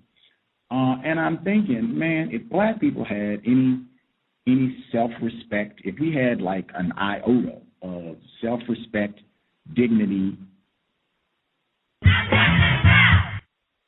that's what we say all the time, black pride, Tyler Perry would be out of business like last week. He had Rudy as a prostitute in his film Medea Goes to Jail. I mean, just black people allowing that to slide at all. I mean, man, we have got to be super confused, not paying attention, drugged, something. I mean, that should be totally unacceptable. I mean, I know a lot of people love The Cosby Show, and just it's great. To have Rudy as a prostitute, man, he should be out of here like 50 years ago. I wouldn't care anything about for colored girls. Just that alone should be enough. Hey, you are out of here. We have no regard for your work at all. Hit the road, not going to see any of your plays, nothing. We don't want to see any more of anything that you come up with. Theater, books, nothing. Get out of here. But hope maybe that'll happen. I don't know. Maybe people missed that. I didn't even see the film, and I know, that's the role she had in Medea Goes to Jail. At any rate, I'll make sure I give out the numbers before I go to the next thing I want to share. Phone numbers, if you want to dial in at Blog Talk, it's 347-215-6071. If you are listening at War on the Horizon, we're simulcasting, you can dial the conference number, which is 760-569-7676, and the code is 948656. Okay. I will pick. I'm going to share. This is Chinweezu. And I guess, this is what I was doing before I was, really explicitly focusing on racism, white supremacy. I was basically just digging through the library and studying indirectly racism, white supremacy. I wasn't using that term yet, but I mean, that's pretty much what it is. Chinweezu did an outstanding series of articles. This is all in the book Decolonizing the African Mind. I would highly recommend it. I found this when I read Urugu by Dr. Marimba Amin. He has a bunch of essays in here, but he has two in particular I'm going to do some bits of quoting from, and then I suspect I'll hit the phone line. But he has essays. This is in a chunk of the book that is titled Cultural Control Systems, right? Okay. And so he has essays on black people who get the Nobel Peace Prize. Just for the record, folks who would be in that category would be Nelson Mandela, Ralph Bunche, Dr. Martin Luther King Jr., Desmond Tutu, President Barack Obama. Those are some of the folks who would be in that category, black people who get the Nobel Peace Prize. This is on page 175 of Chinweezu's Decolonizing the African Mind. And Martin Luther King Jr., he got the Nobel Peace Prize at the end of 1963. The march was a big part of why he got this prize, in my opinion. So he writes, that Nobel Prize brouhaha. What a brouhaha was kicked up by that Newsweek speculation about some African getting the Nobel Prize for Literature in 1985. When the hopes were dashed, somebody asked what I thought of the prize not having gone to this particular non-white male. Well, I was disappointed, actually. In my view, the Nobel Prize and this gentleman's literary works deserve each other. It would have been an excellent case of the undesirable honoring the unreadable. I certainly wish them both better luck next time. Actually, I've never thought much of the Nobel Prize. In Olympics, Nobel Prizes and the Black World, published in 1980, I spelled out why I consider it undesirable for Africans, namely its role as a bewitching instrument for Euro-imperialist intellectual hegemony, just the system of white supremacy, and the conceit that a gaggle of Swedes all by themselves should pronounce on intellectual excellence for the diverse cultures of the whole wide world. Likewise, I am not one of those who stand in uncomprehending awe before this particular black male's literary works, and the reasons are made clear in some of the other essays he's published. As for all the heartache in some circles, I don't see why any self-respecting African who understands the cultural role of the Nobel Prize should lust for a moment for the damn thing. The Pan-Africanist case against the Nobel Prize. An unexamined garment, they say, is not worth wearing. It could turn out to be a noose for leading us astray and strangling us. From the Pan-Africanist standpoint, every relation into which we were ushered at independence needs to be stringently evaluated. But many, alas, have not been. Only recently, following some passing remarks I made about its undesirability, did the pros and cons of Africa's relationship to the Nobel Prize become a matter of heated comment in the Nigerian press.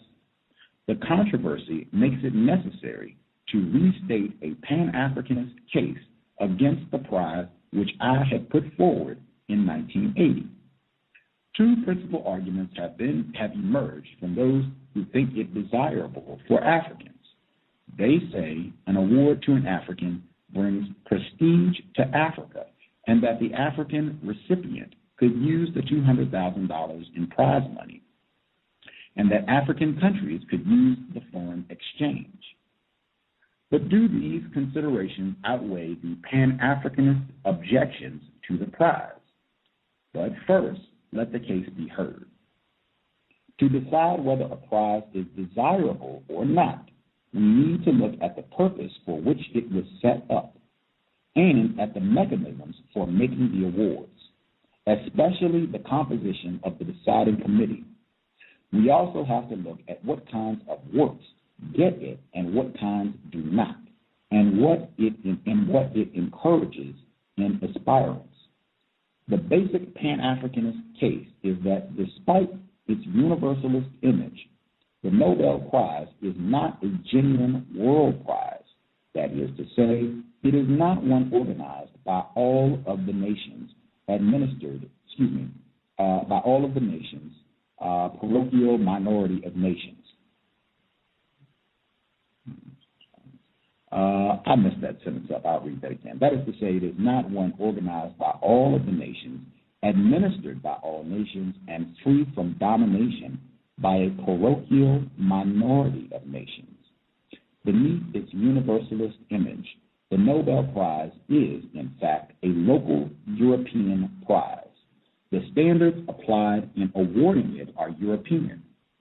The awards committees are European. And the awards are manipulated with full opportunistic regard for their role in fostering the hegemony of the West over the rest of the world. Racism, white supremacy. As Sartre said when he rejected the Literature Prize for 1964, the Nobel Prize appears objectively as an honor restricted to writers from the West or to rebels from the East, and needless to say, to fellow travelers from the Third World. For when bestowed on persons from there, the prizes have almost invariably gone to persons who have accommodated themselves to the Western white supremacist world outlook and served its interests. Rebels against the West and what it stands for rarely get it, unless, as with Pablo Neruda and Gabriel Garcia Marquez, their dazzling achievement is such that to deny them the prize would betray the parochialism behind its universalist image. The pro-Western bias of the Nobel Prize may elude those who accept its image as the world prize without peer for excellence in the fields it honors. However, what is judged excellent are works which a committee of Swedes considers significant for Western values and Western power.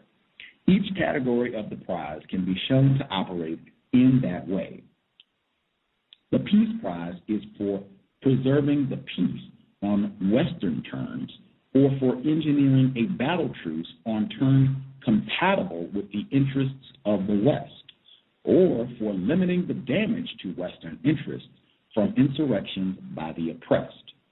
Thus, when rebellions seriously challenge Western hegemony and white racism, the Peace Prize is brought out to manipulate them into channels least threatening to Western white supremacist power.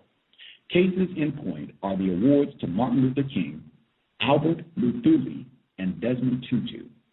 When Martin Luther King was given the prize in 1964, he was in competition with Malcolm X for the allegiance of the Afro-American population. King was a Christian minister and the apostle of a nonviolent path to Afro-American emancipation from American racism. Malcolm X, in contrast, was a black Muslim minister who was beginning to gather opposition to the nonviolent campaign, which he diagnosed as futile. Naturally, Malcolm X's way was far more threatening to white America and to the interests of the entire Western world than King's. By giving King the Nobel Peace Prize, the establishment of the white West intervened in the Black Rebellion and gave a prestigious boost to the faction which they judged more tame and accommodating. The awards to Luthuli and Tutu were politically quite similar. Like King, these two were spokesmen for nonviolent, multiracial strand of opposition to apartheid in South Africa. They were in competition with leaders and factions which wanted, like Malcolm X, to fight apartheid by any means necessary and until the white settlers were driven into the sea. In Tutu's case, he competes with the ANC militants and the young urban rebels.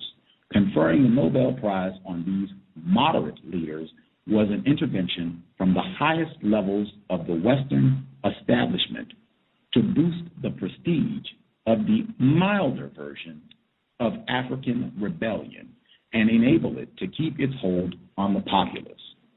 All that may seem like passive but strategic manipulation, but the active manipulation of Peace Prize recipients was recently exhibited in the Tutu case.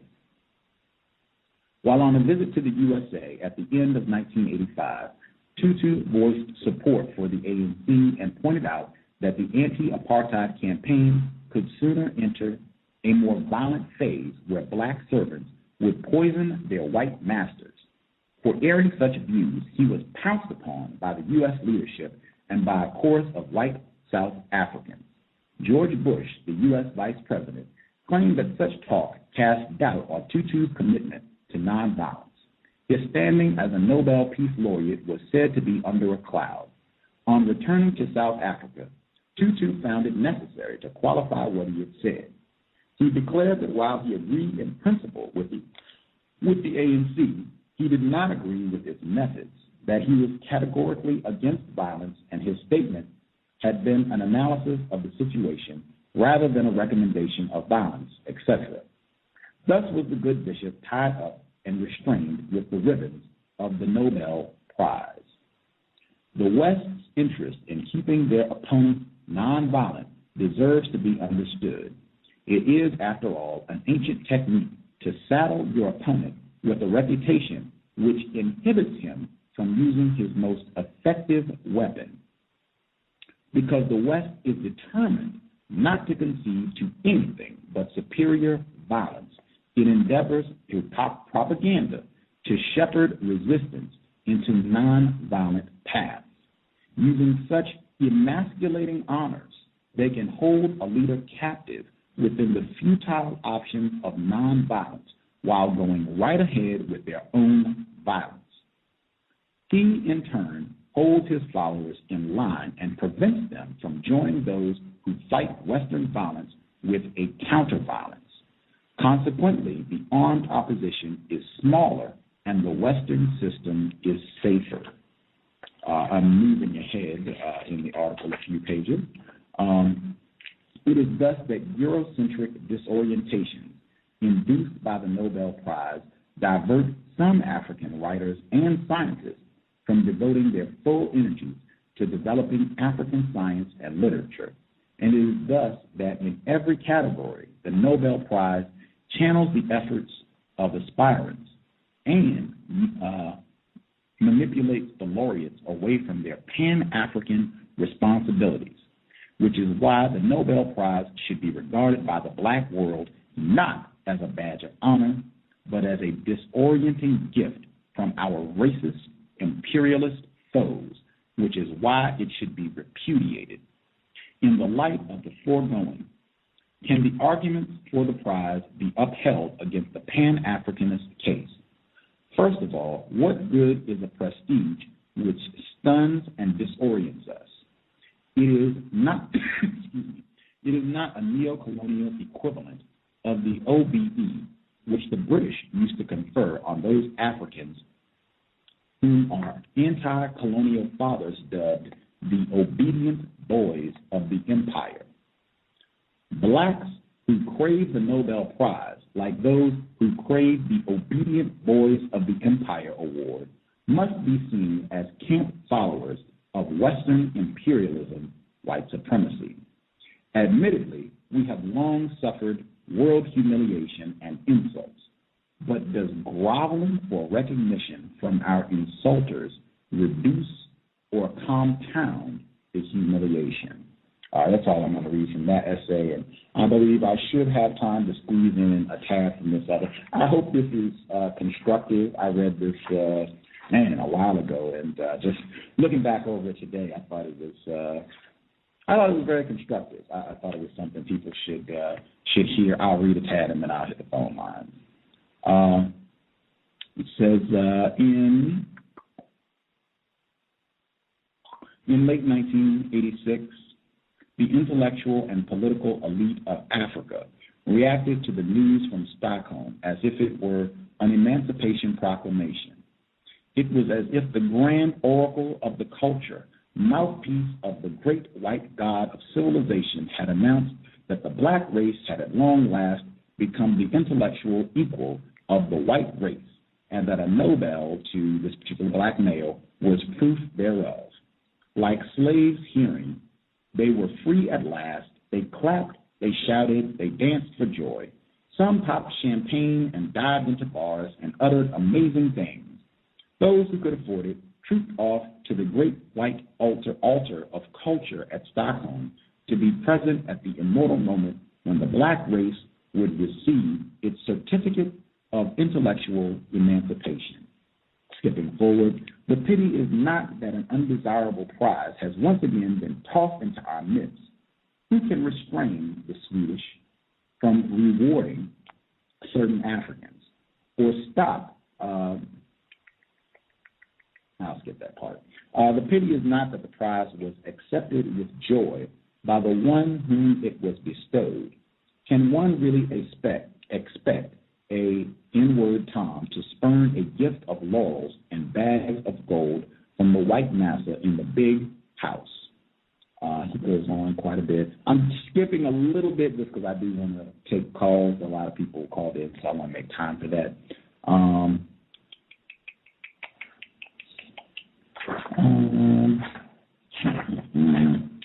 Skipping a little bit, skipping.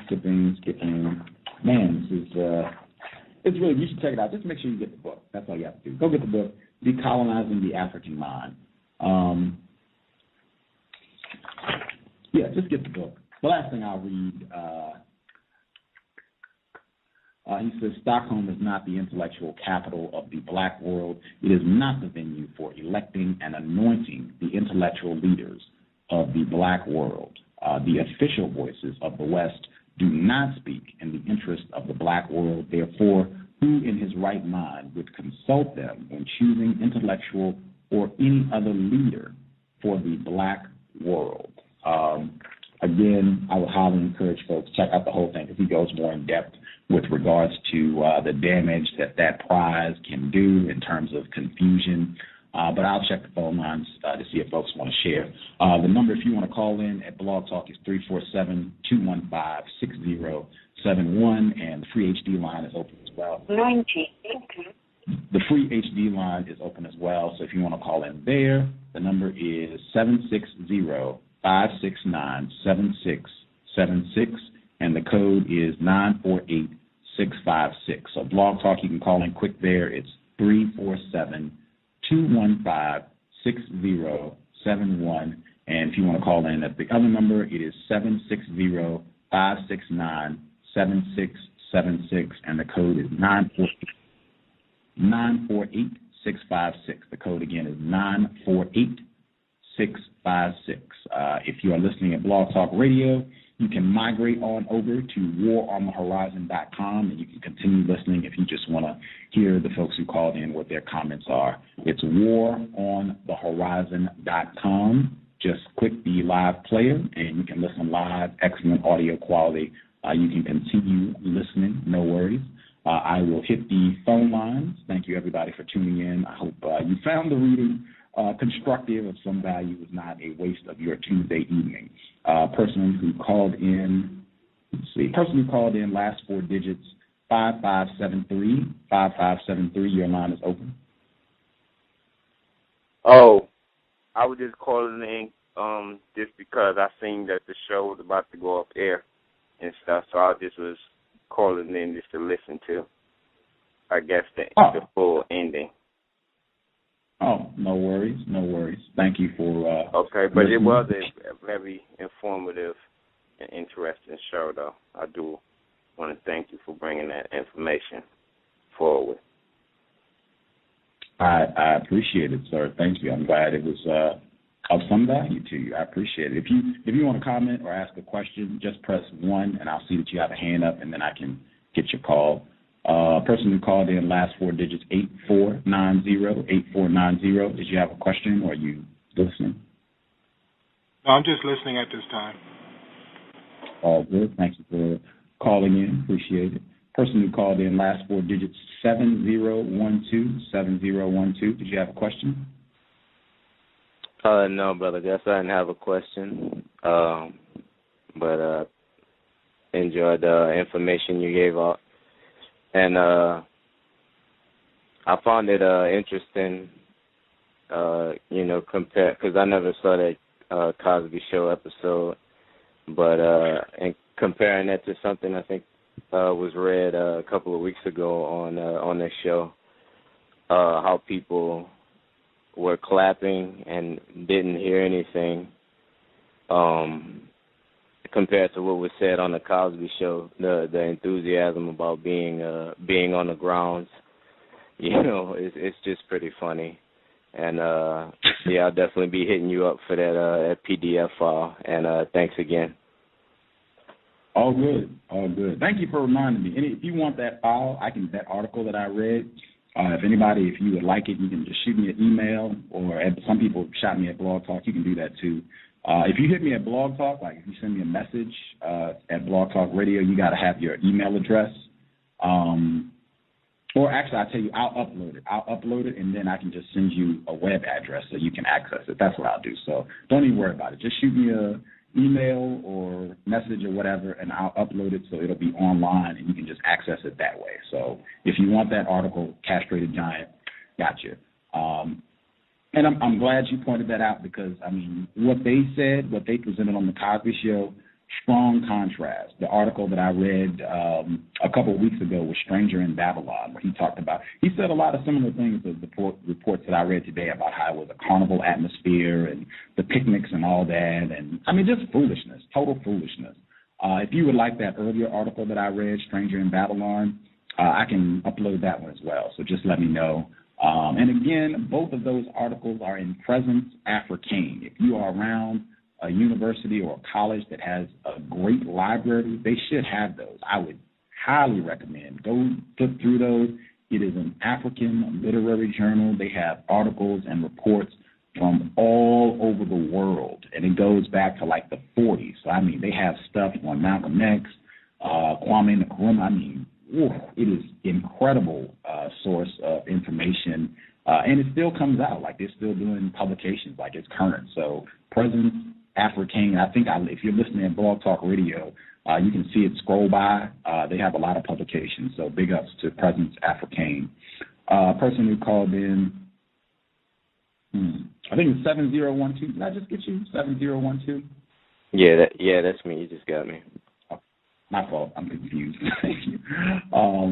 8892. Did you have a question? Is that me? Yes, sir. Oh, okay. No question.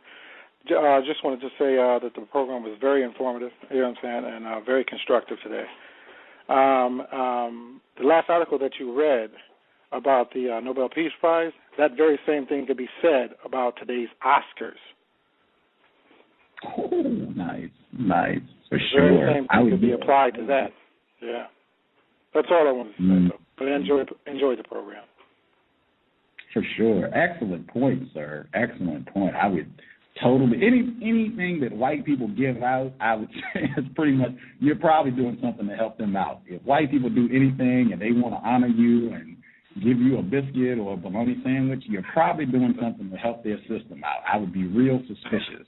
White people generally don't do anything for me, so I might be stumbling in the correct direction, but yeah, Oscars, I think pretty much everybody that's got an Oscar, in my opinion, if you just look at the film that they got it for and their body of work, speaks for itself. Even Forrest Whitaker, unfortunately. Last King of Scotland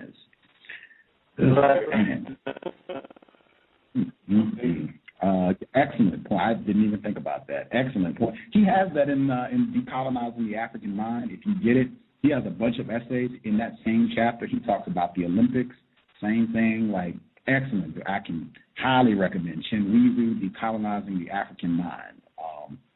Yeah, excellent point, sir. Excellent point. Let's see. Person called in from a blocked number. Gotcha. Is that me? Yes, ma'am. Hey, how you doing? Oh, I'm just happy. You did very good work. Yeah, I know you don't like praise and stuff, but you did very good. I appreciate the research and Oh, my bad. I'm sorry. My finger slipped. Just repeat what you just said. Oh, I said I appreciate the research that you did and how you put it all together. Unfortunately, you may be crashing my section for the Cosby Show. But that's okay. I do remember that episode. And I just find it all really helpful, especially if we were to take this show and share it with some of the young people who may currently be getting indoctrinated with the false story in school.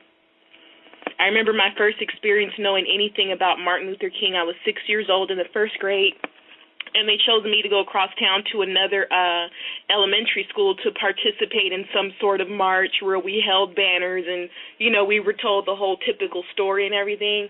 So it's really, really helpful and eye-opening to know the truth and the true backdrop to the story. So thank you. For sure. I got your email. I got you. I will jingle you today. Give me like 2 hours. Okay. For sure. EbonyNewsChannel.blogspot.com. EbonyNewsChannel.blogspot.com. Mr. Nero, did you have questions, comments? Gus, give me a moment to take off the speaker. You got it.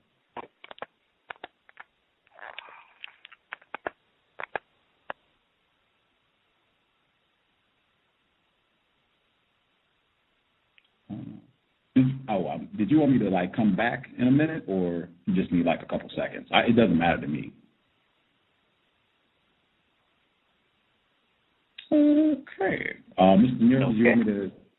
I'm sorry. Can you hear me now? Yes, sir. You're good. Okay. No, I was listening, and I would certainly like a copy of the article if you could shoot that to me in the email. I would appreciate that. I won't say too much in regards to Martin Luther King, other than years ago, I used to call him Martin Lucifer King, but after listening to Mr. Fuller, I decided I shouldn't name call it. That was incorrect. So I stopped referring to him as Martin Lucifer King. But I will share this with you. I can remember as a child, my biological mother took me to UC Berkeley to watch the march and the I Have a Dream speech. And I can remember, watching all of that and looking at my mother and saying to myself, this is the same woman that carries a pistol in her purse. And she's got me watching black folk getting chewed on by dogs, not doing anything. So I was just very confused about that growing up, why she would bring us to that event and why she had such, fondness for, for the 60s movement, even though, she herself didn't march. But my mother was like, she was notorious, and in Oakland for carrying a pistol in her purse. So that's about all I'm going to say on it. I will allow those people that think otherwise to continue. They can continue to feel that way, or they can actually do some research on their own. But it never sat well with me, even as a child, watching someone march us to be chewed on by dogs. and beaten by sticks. And to not do anything in response to it other than march and pray. I mean, even as a child, it just felt like something was wrong.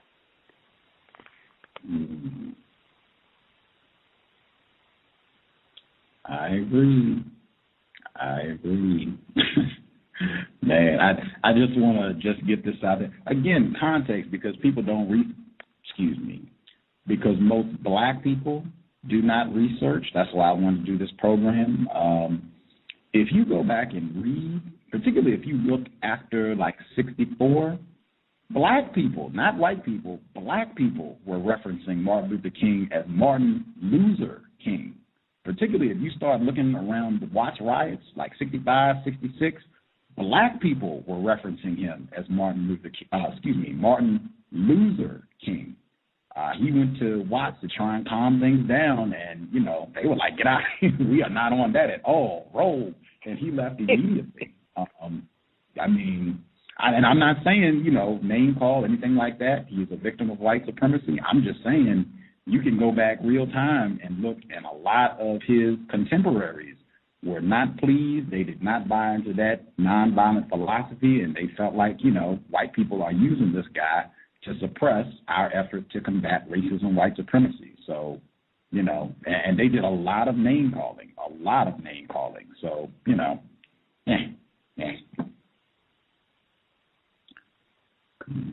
I will get you on the PDF though, Mr. Miro. No worries. And everybody else, got you. I'll upload it and I'll get a link out so you all can hit it. You can download it yourself, or, you know, whatever you want to do with it. Yeah, that'll work. No worries. Let's see. Other person called in from the block number with a hand up. Did you have a question, comment? Hello, can I be heard? Yes, ma'am.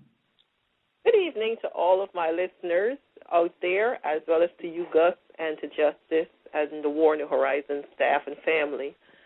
I am really enjoying this show. I've been out of communication for the past few days. I had to do some traveling, and I just got back in, so I've been getting caught up on what was going on for the past few days. And I'm really enjoying this show, so I'm very glad that you will be posting these articles on the blog, on your blog, so I can be able to download it. But what you were stating for years ago, I've come to realize the same thing with the Nobel Peace Prize, as well as our so-called leaders, black leaders that they have pushed up there and tell us to revere, especially with the Nobel Peace Prize, because the name alone that came from it, Alfred Nobel, the inventor of the dynamite, and the atrocious things that have been done to civilization by this person. And for him to set up a Nobel Peace Prize to award it to these so-called people, it should already make you suspect anyway about some kind of prize being awarded from this killer. And then when we have people like Desmond Tutu, because I have no respect for this person. First of all, he's a minister, and I've lost all respect from people who call themselves members of the clergy. So he definitely lost faith for me. And when all of the things start coming out about Dr. King and all of these so-called civil rights organizations and how they were funding and things of that nature, it just really and truly confirmed it for me. And I've just canceled all of my membership in the Urban League, the NAACP, and all of these other organizations. I just went ahead and canceled my association from them because I felt that why should I keep buying into something to keep oppressing me as well as other people of color? So I'm glad that you're publishing these articles, and I definitely will go out there and download them in order to add them to my collection that I already have out here. For sure. Thank you for the support. Did you get the newspaper article? That's on my blog, too. Did you get that newspaper article from the Washington Post? I emailed it to you. Yes, indeed. Thank you once again. I did get it. Was able to share it with my nephews over the weekend. So my family members, they're calling me. They said, okay, are you now going to become a black nationalist? And they were referring to me this weekend because I was on my lecture circuit with them trying to get them information. So I do really and truly do appreciate it. Okay, for sure. I'll when I get the stuff uploaded, I'll shoot you an email so you'll have a link so you can download the essays I read today and the one that I read a couple weeks ago. I'll shoot you an email, and I guess folks listen. I wasn't going to put it on my blog because it's big, but I might just do that. I might just have a link for it on the blog so you all can access it. I'll link it in the description for this show. That's what I'll do. That'll be easy. I'll put it in the description for this show so you all can just go back and look for this episode in the archives, and there'll be PDF files that you can just access right there and download or, whatever you want to do with it.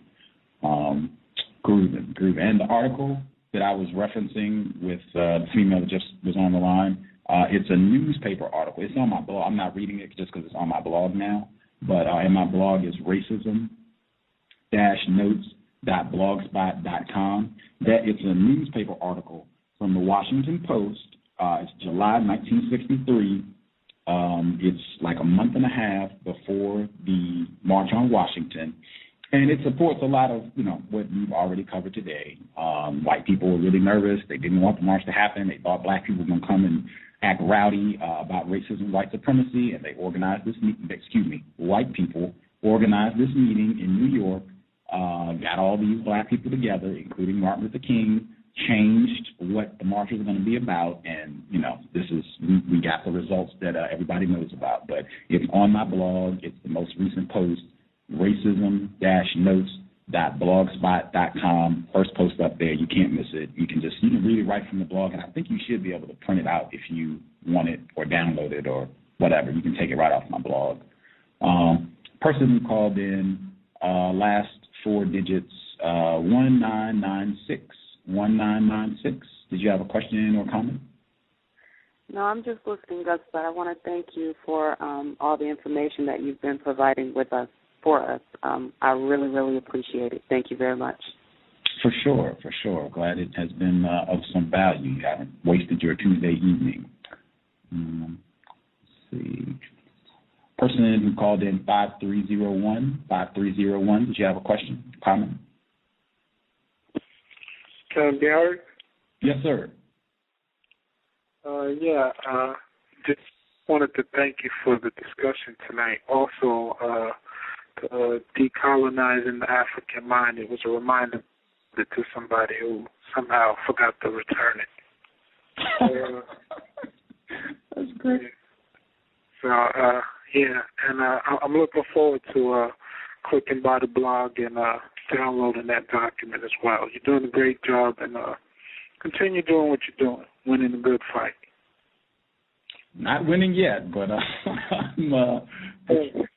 every one battle at a time. I dig it. I will do so, sir. Thank you for listening in, and I'll get those files uploaded since people seem like they want to see those. I'll get those linked so you all can check that material out. Person who called in, last four digits, 4788. 4788. Did you have a question, comment? Black Power. Greetings. I'm really enjoying this show. I've learned a whole lot, and especially about the March on Washington. And I really like what you said about the Nobel Prize also. And what came to mind when you talked about that was, it seems to me that the Nobel Prize is as much a message to the masses of black people as it is to the recipient. It's basically telling the masses, this is how you should act if you want our approval.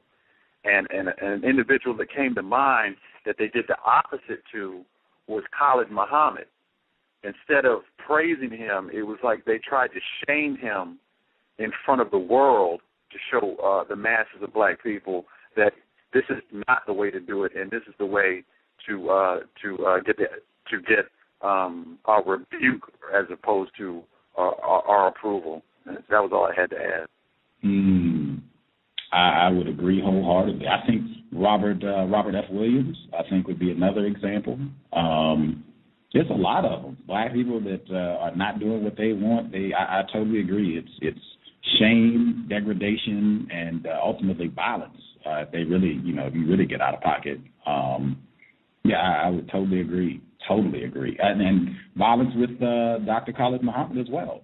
Not just shame, ultimately violence. So, I completely agree.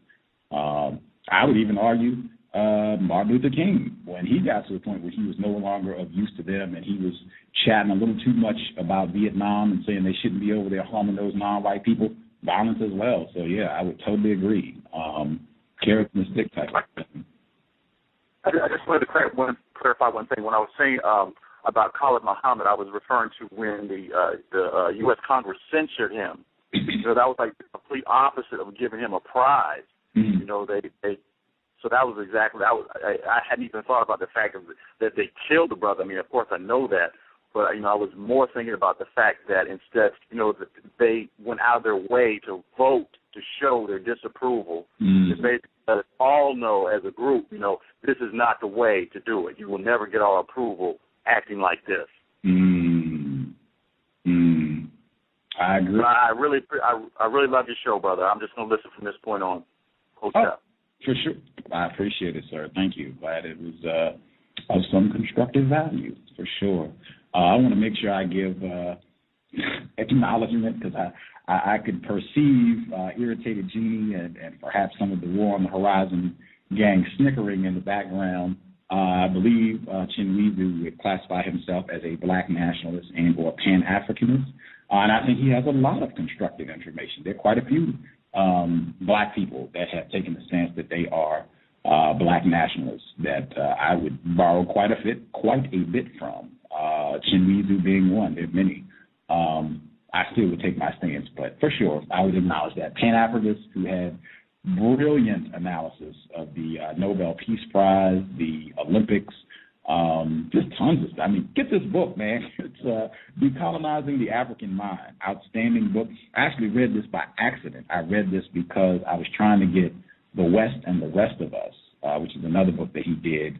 That book is cited in Urugu. I was trying to get that, and it was checked out, and this was available. So I just got this to tide me over it. I ended up loving it. Fantastic. You should probably get both of those, The West and the Rest of Us, and this is Decolonizing the African Mind. If you go to Paul Ifeanyi Grant, if you go to his website, he has quite a few essays and articles that Chinweezu did. You can check those out as well. Just, you know, tremendous warrior scholar. I would highly promote his work. Actually, since we have a bit of time, I'll check back the phone line. I didn't get to James Foreman, since people are they're okay with reading. I'm okay with reading, too.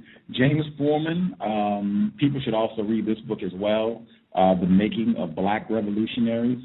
Fantastic book, contemporary of all these folks. He was at the March on Washington and all that. This is he's actually in, if you watch the documentary, Negroes with Guns on Robert Franklin Williams, he's in that documentary, James Foreman. But he wrote The Making of Black Revolutionaries, and he also has a whole chapter devoted to the March on Washington. I'll take a hot second to share some of that, and then I'll double-check with the phone line to see if anybody has a final comment. And I want to end with, I want to give Malcolm X the final word, his speech message to the grassroots, just the chunk that he was talking about the march. But, yeah, this is from the chapter, The March on Washington, James Foreman. It was all very amusing to me and not of much importance, for I did not believe that a large march on Washington would accomplish much. But I felt that it was absolutely essential for SNCC to participate as one means of ending the isolation under which we had been working. We had to find more support in our fight against the racist white South. At the meeting, however, we insisted that the march had to include demonstrations against the United States Justice Department.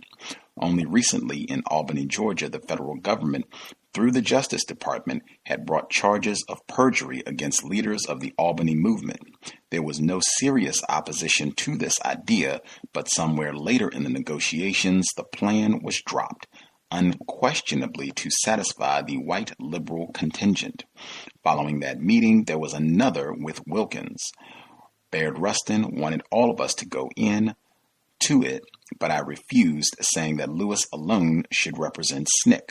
I was sensitive to the protocol of the meeting, which was supposed to be heads of civil rights organizations, and did not want any snide remarks from Wilkins about double representation.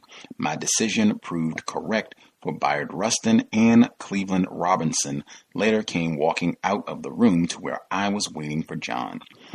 Wilkins had objected to their presence, adding that Bayard Rustin represented zero. He even objected to the presence of Ralph Abernathy, but Abernathy had refused to leave and insisted that he had to stay with Dr. King. Notwithstanding this shaky start, the March on Washington proceeded to develop. Wilkins and Young agreed to go along, and behind our backs, they and the Kennedy administration developed plans of their own as to how the March on Washington could be used to advance their own respective interests. The United States government as a whole worked diligently to make the march appear as one where black and white could come together in the democratic USA and peacefully protest. Uncle Sam's image was hurting from those Birmingham police dogs and fire hoses, from photographs which traveled around the world of blacks kneeling in prayer for rights which the United States ostensibly denied no one, from the specter of violent rebellion that rose faintly on the horizon. SNCC, on the other hand, felt that the March on Washington had to be used to launch a blistering criticism of the society in general and to state some of the passion with which we had been working since 1961. The March on Washington had to be the forum from which we articulated to the nation a militancy not heard before from civil rights organizations. In other words, SNCC's intent was running in direct conflict with the intent of the power structure and most of the march leaders. A blow-up was inevitable, but I didn't become fully aware of this until the last moment. Throughout the summer of 1963, I was busy with local protest movements in Atlanta, Rome, and Savannah, Georgia, Selma, Alabama, Greenwood, Mississippi, Danville, Virginia, Cambridge, Maryland. I was not involved with the development of the March on Washington after those first meetings in New York. Consternation first hit the nation's capital the day before the march when the speech John Lewis planned to give became known to some of the politicos flanking the Democratic Party. It was a stinger, and it had already been released to the press. I was sick with a cold and decided to go to bed early. At the Statler Hilton, I met Brother Malcolm for the first time. He had come to observe the march, which he would later term the farce on Washington. We talked casually for a few minutes, and then I left to go get some rest. On the day of the march, SNCC people gathered at the Statler Hilton, and we went as a group to the Washington Monument and from there to the Lincoln Memorial. We sang freedom songs to amuse ourselves and discussed the hypocrisy of the march. Everywhere there were large groups from labor unions, especially the United Automobile Workers, all with prominent signs. We had asked them for financial help and they had refused. We felt that not only the UAW but many other so-called liberal forces were shamming, and this was just another march. It would not solve the problems of the people we worked with. We talked of the expense involved in getting all these people to Washington and thought of our own desperate financial situation. We saw bus after bus full of people arriving and our hearts grew sick. In Mississippi, we had been desperately trying to buy 2 cars and we needed a few buses to transport people from place to place. Amid the affluence of the March on Washington, we became more bitter at the established civil rights groups and the white liberals who were fronting off black people. We talked about the poverty of the people with whom we worked and wondered when people, including civil rights organizations, were going to stop putting on displays of wealth such as we now saw. We knew that many groups had large signs only for the benefit of the press and the television cameras. They had not done a damn thing for civil rights, and they certainly were not helping us in the Deep South. But we also knew Lewis had a dynamite speech that would punctuate the tranquility of the march and the efforts of the Kennedy administration to make this look like a popular uprising in favor of his civil rights bill. As I approached the top floor inside the Lincoln Memorial, I was met by Chuck Neblett and Matthew Jones of the Freedom Singers. "Hey man, did you hear what they did to John's speech?" It was 1 p.m. The program was due to begin at 1:15. "What do you mean? What are you talking about?" They don't want Lewis to give his speech. I started toward a group of the march speakers, very excited, my blood pressure starting to rise. I knew that there was hostility to Lewis's speech and felt sure they had pulled some trick. Now be calm, Abernathy said to me. We're going to work it out. Just stay calm, Jim.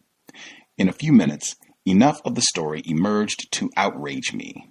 The night before, in the hotel, there had been a meeting of Bayard Rustin, John Lewis, Cortlandt Cox, and some other officials of the march. Archbishop Patrick O'Doyle had said that he would not appear on the platform with Lewis if John was going to say, as planned, that SNCC could not support the Civil Rights Bill of John Kennedy. There were some other objections to a section where Lewis planned to say that we will march through Dixie like Sherman, leaving a scorched earth with our nonviolence. John had agreed to delete the section about Sherman from his speech. Other passages of not too much consequence were also changed. But new objections were now being voiced, especially by Reverend Eugene Carson Blake of the National Council of Churches. Even the Archbishop was not satisfied. A committee was appointed to work out the differences. King, A. Philip Randolph, Abernathy, Bayard Rustin, Cortlandt Cox, John Lewis, Eugene Carson Blake, a representative from the Catholic Interracial Committee on Justice, and myself. The group closeted in a small anteroom on the top floor of the Lincoln Memorial. We of SNCC began to lecture them on the importance of John's speech and the suffering that speech expressed. I was furious, scornful, and derided the federal government for all its inaction in the places where we had worked. Meanwhile, outdoors, the speeches had to be delayed. Indoors, A. Philip Randolph began to plead for unity. Bayard started telling us that John's speech would take longer than the 5 minutes allotted to each speaker, although in the end Dr. King spoke for 20 or more minutes about his dreams while the black people lived in nightmares. Finally, we got down to brass tacks. Eugene Carson Blake objected to the fact that the words masses and revolution were used in the speech. He was afraid that people would label the march as communist. Even A. Philip Randolph had to speak out against that argument, saying that he used the word masses and also called for social revolution. Then came the key point.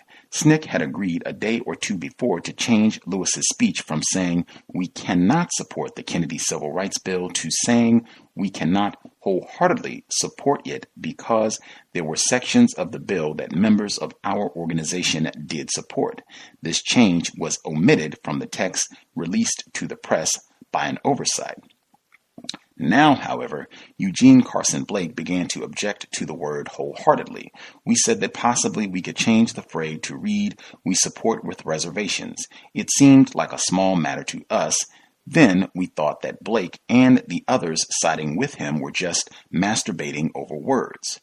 At that point, the SNCC people decided to caucus separately, John, Cortlandt, and myself. We discussed the situation and found that we were not in a bad position. The press had copies of the original speech. Any deviation from that text was certainly going to call further attention to it and indicate disagreement. In addition, there were members of the press who already knew that there was conflict over the speech. We did not know at the time that Burke Marshall had leaked to the press a statement that the Archbishop would not speak if John's speech went unchanged. This might have made a difference in our approach, but we figured that news coverage of John's original remarks, plus portions of the actual speech and editorial comments on the dispute, would put us in a favorable position. We then agreed that I should take all the changes they had agreed to the night before and that day and rework the speech. I felt that there were ways we could make the speech still stronger, reflecting more intensely our anger and frustration, our aspirations and hopes. After we did all that, we were not going to change one comma. If the church people didn't like it, they could go to hell. I started to work as fast as I could with the program starting before I had finished. I included the changes to we support with reservations, and there was no further dispute. It would be years after the march, only after more experiences with churches, especially at the time of the Black Manifesto, that it became clear to me why Eugene Carson Blake felt that change to be significant. It was not just quibbling over words, but a matter of substance given the underlying purpose of the march. Somewhere along the line, the church and labor people had been told that this march was a march to support the administration's civil rights bill, which was passed in 1964 after Kennedy's death. Who did this and how it happened, I do not know. But people all over the country thought they were marching for jobs and freedom, when in actuality, the sellout leadership of the March on Washington was playing patsy with the Kennedy administration as part of the whole liberal labor politics of Bayard Rustin, Roy Wilkins, A. Philip Randolph, Reuther, and Dr. Martin Luther King, the Catholic and Protestant hierarchy. If people had known they had come to Washington to aid the Kennedy administration, they would not have come in the numbers they did. Moreover, if I personally had had any idea of the true purpose of the March on Washington, I would have resisted our participation in that march. In this context, it is clear why Blake and others preferred that we support with reservations. If it was the intent of the Kennedy administration for the white liberals and sellout Toms to create a base of support, then to have apparent unanimity of support for the Civil Rights Bill was important. It did not matter that one group supported with reservations, it supported nevertheless. If, on the other hand, we had said we cannot support wholeheartedly, or we cannot support, period, the cold game would have been shot. All this we did not, as I said, realize for some time, but we soon saw how the march was used by the U.S. government and liberal labor syndrome to improve the American image abroad. The USIA film on the march, of which hundreds of prints were made, was shown all over the world as proof of how it was possible for peaceful dissent to take place in this country, how people exercised their democratic rights under this best of all possible systems.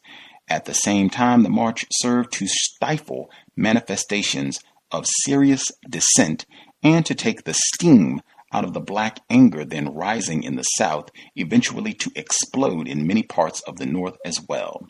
We were beginning to see the whole process by which fancy productions like the March on Washington tended to psych off local protest and make people feel they had accomplished something, changed something somehow, when in fact nothing had been changed. In 1965, the Selma to Montgomery March would confirm this feeling once and for all. Such marches could be compared to the anti-poverty program and other government-backed efforts with a veneer of popular participation. All are tools to subvert mass discontent and must be guarded against carefully. That is from James Foreman, The Making of Black Revolutionaries. I would highly recommend it. Excellent text. That is all the reading I'm going to do for today. I hope it was of constructive value. And I guess just to echo the last point that he shared in that book, that's why I said, we really don't want to be putting people up on a pedestal and jumping up and down about how this person is, world champion of counter-racism or black nationalism or what have you, because as I said before, white people are very skilled at being able to manipulate black people and to get them to do things that ultimately support the system of racism, white supremacy. It is best just to scrutinize and pay close attention to what that person is doing and what the ultimate result is supposed to be. Don't get caught up in a lot of flashy words or even a lot of flashy deeds. Just what is the ultimate result? What is supposed to happen from this? I think if more black people had been asking that question, what is this march supposed to accomplish? What are we supposed to be doing? Things could have went very differently. That's what I would say. And anybody who thinks that this is just about bashing King, I could be coming out guns blazing. Like I said, this was something I spent a lot of time studying. I said before, I studied under Julian Bond, and they snickered and emailed me on my Facebook and said, that should be cowbells. Julian Bond, get out of here. Julian Bond, that is a lot of cowbells, and I had some suspicions about that even when I was very confused about racism, white supremacy, and taking classes from him. But Julian Bond does know quite a bit. I'm pretty certain you can go to Julian Bond and he could drop some gems on you about Robert Franklin Williams and quite a bit of other information about racism, white supremacy, even though he is confused, a white sex offender. That said, I would just say, be very critical. I'm not into praising Martin Luther King Jr. I'm not into, bashing him either. I could be, really rolling up my sleeves and throwing, like I said, black people were referencing him as Martin Luther King during the 60s. Black people became very upset. In fact, if you read George Jackson's Soledad brother, he is griping about Martin Luther King and Bill Cosby. And I remember when I read that, and I was just like, wow, I think that was the first time Bill Cosby had, come out and made some statements about how, illiterate black people are, we can't speak correctly. And I was reading George Jackson like, wow, black people have been complaining about Bill Cosby for, 40 years. At any rate, as I said, it's not about bashing King. It's just about revealing truth and getting black people to be a little bit more informed about racism, white supremacy. I think white people continue to use the March on Washington to just cause confusion and to create this illusion that there are some good white people who, are down to support black folks and work against racism, white supremacy, and I just haven't seen any evidence that that's true. They can talk about John Brown all they want to. To my knowledge, that was, almost 200 years ago. We haven't had that many of them, unless some other white people are willing to step up and get some guns and go crack some heads and go find enforcement officials who, executed Oscar Grant and all that. Unless white people are willing to go do that right now, I'm not interested in hearing about all that. I'm not interested in singing any songs. I'm not interested in looking at any foolish archival footage from the March on Washington, how great a day it was, and camaraderie and democracy. Get out of here. Keep that in mind, too, what he just said. There's a reason you have all that archival footage from the march. You don't have, hundreds of reels of Robert Franklin Williams or the Deacons for Defense. You don't have hundreds of thousands of reels of them, but you've got, tons of footage of the March on Washington, speeches recorded and all that, easily accessible. There is a reason for that.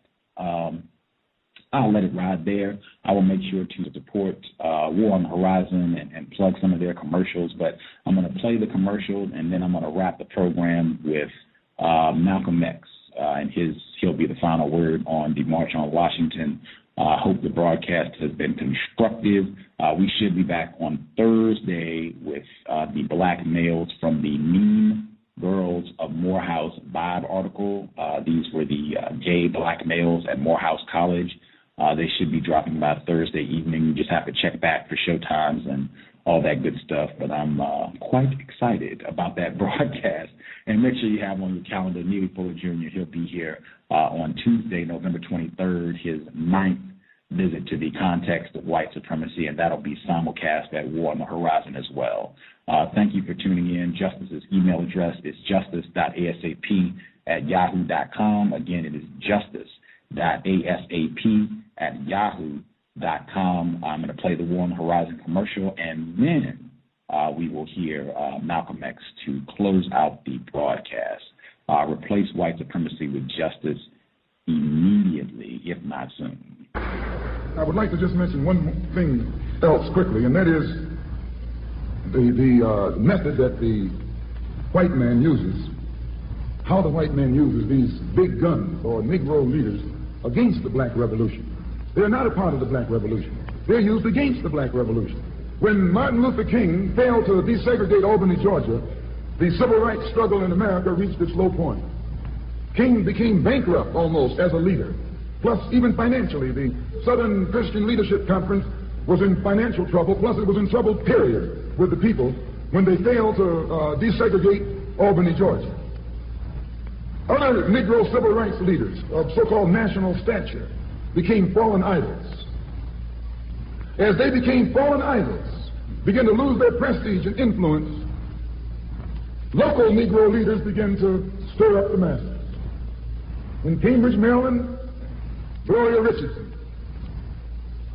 In Danville, Virginia, and other parts of the country, local leaders began to stir up our people at the grassroots level. This was never done by these Negroes whom you recognize of national stature. They controlled you, but they never incited you or excited you. They controlled you, they contained you, they kept you on the plantation. As soon as King failed in Birmingham, Negroes took to the streets. King got out and went out to California to a big rally and raised about, I don't know how many thousands of dollars. Come to Detroit and had a march and raised some more thousands of dollars.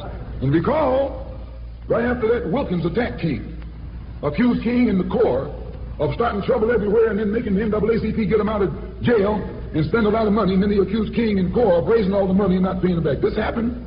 I got it in documented evidence in the newspaper. Roy started attacking King, and King started attacking Roy, and Farmer started attacking both of them. And as these Negroes of national stature began to attack each other, they began to lose their control of the Negro masses. And Negroes was out there in the streets. They was talking about, we're going to march on Washington. By the way, right at that time, Birmingham had exploded, and the Negroes in Birmingham, remember, they also exploded.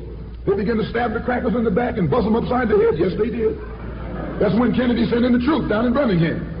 So, and right after that, Kennedy got on the television and said, this is a moral issue. That's when he said he's going to put out a civil rights bill. And when he mentioned civil rights bill and the Southern crackers started talking about they were going to boycott it or filibuster it, then the Negroes started talking about what? We're going to march on Washington, march on the Senate, march on the White House, march on the Congress, and tie it up, bring it to a halt. Don't let the government proceed. They even said they were going to go out to the airport and don't let no airplanes land. I'm telling you what they said. That was revolution. That was revolution. That was the black revolution. It was the grassroots out there in the street. Scared the white man to death. Scared the white power structure in Washington, D.C. to death. I was there. When they found out that this black steamroller was going to come down on the Capitol, they called in Wilkins. They called in Randolph. They called in these national Negro leaders that you respect and told them, call it off. Kennedy said, look, y'all letting this thing go too far. And old Tom said, boss, I can't stop it because I didn't start it.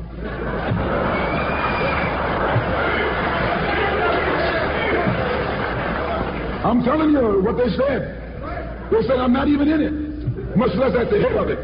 They said, these Negroes are doing things on their own. They're running ahead of us. And that old shrewd fox, he said, well, if you all aren't in it, I'll put you in it. I'll put you at the head of it. I'll endorse it. I'll welcome it. I'll help it. I'll join it. A matter of hours went by. They had a meeting at the Carlisle Hotel in New York City. The Carlisle Hotel is owned by the Kennedy family. That's the hotel Kennedy spent the night at 2 nights ago. Belongs to his family. On their own. They're running ahead of us. And that old shrewd fox, he said, well, if you all aren't in it, I'll put you in it. I'll put you at the head of it. I'll endorse it. I'll welcome it. I'll help it. I'll join it. A matter of hours went by. They had a meeting at the Carlisle Hotel in New York City. The Carlisle Hotel is owned by the Kennedy family. That's the hotel Kennedy spent the night at 2 nights ago. Belongs to his family. A philanthropic society headed by a white man named Stephen Currier called all the top civil rights leaders together at the Carlisle Hotel and told them that by you all fighting each other, you're destroying the civil rights movement. And since you're fighting over money from white liberals, let us set up what's known as the Council for United Civil Rights Leadership. Let's form this council, and all the civil rights organizations will belong to it. And we'll use it for fundraising purposes. Let me show you how tricky the white man is. And as soon as they got it formed, they elected Whitney Young as the chairman. And who you think became the co-chairman? Stephen Currier, the white man. A millionaire. Powell was talking about it down at the Cobo today. This is what he was talking about. Powell knows it happened. Randolph knows it happened. Wilkins knows it happened. King knows it happened. Every one of that so-called Big Six, they know what happened. Once they formed it, with the white man over it, he promised them and gave them $800,000 to split up between the Big Six, and told them that after the march was over, they'd give them $700,000 more, $1.5 million, split up between leaders that you've been following, going to jail for, crying crocodile tears for, and there's nothing but Frank James and Jesse James and brothers.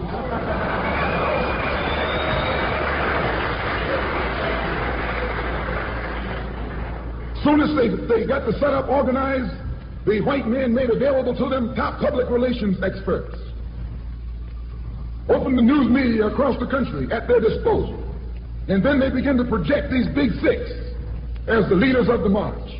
Originally, they weren't even in the march. You was talking this march talk on Hastings Street. Is Hastings Street still here? On Hastings Street.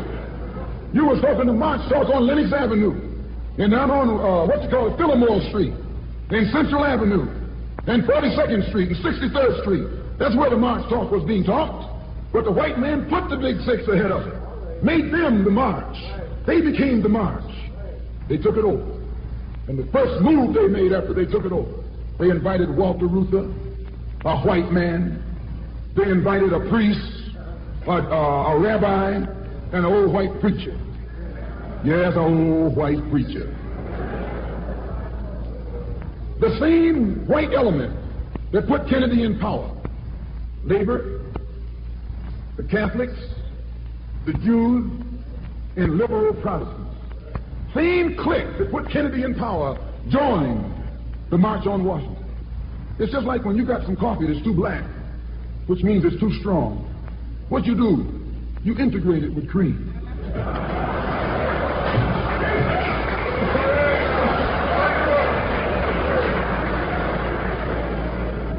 You make it weak. If you pour too much cream in, you won't even know you ever had coffee. It used to be hot, it becomes cool. It used to be strong, it becomes weak. It used to wake you up, now it'll put you to sleep.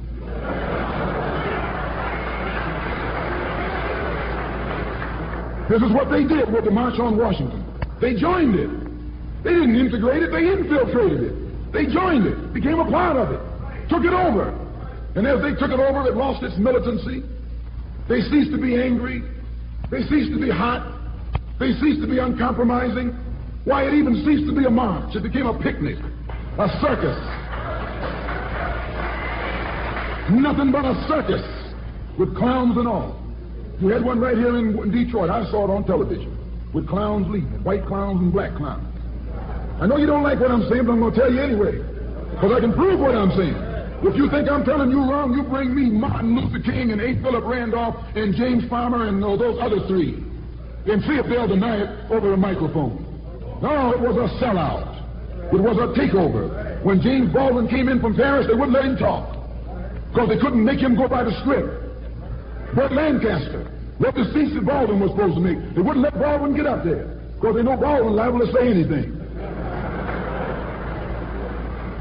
They controlled it so tight, they told those Negroes what time to hit town, how to come, where to stop, what sign to carry, what song to sing, what speech they could make and what speech they couldn't make, and then told them to get out of town by sundown.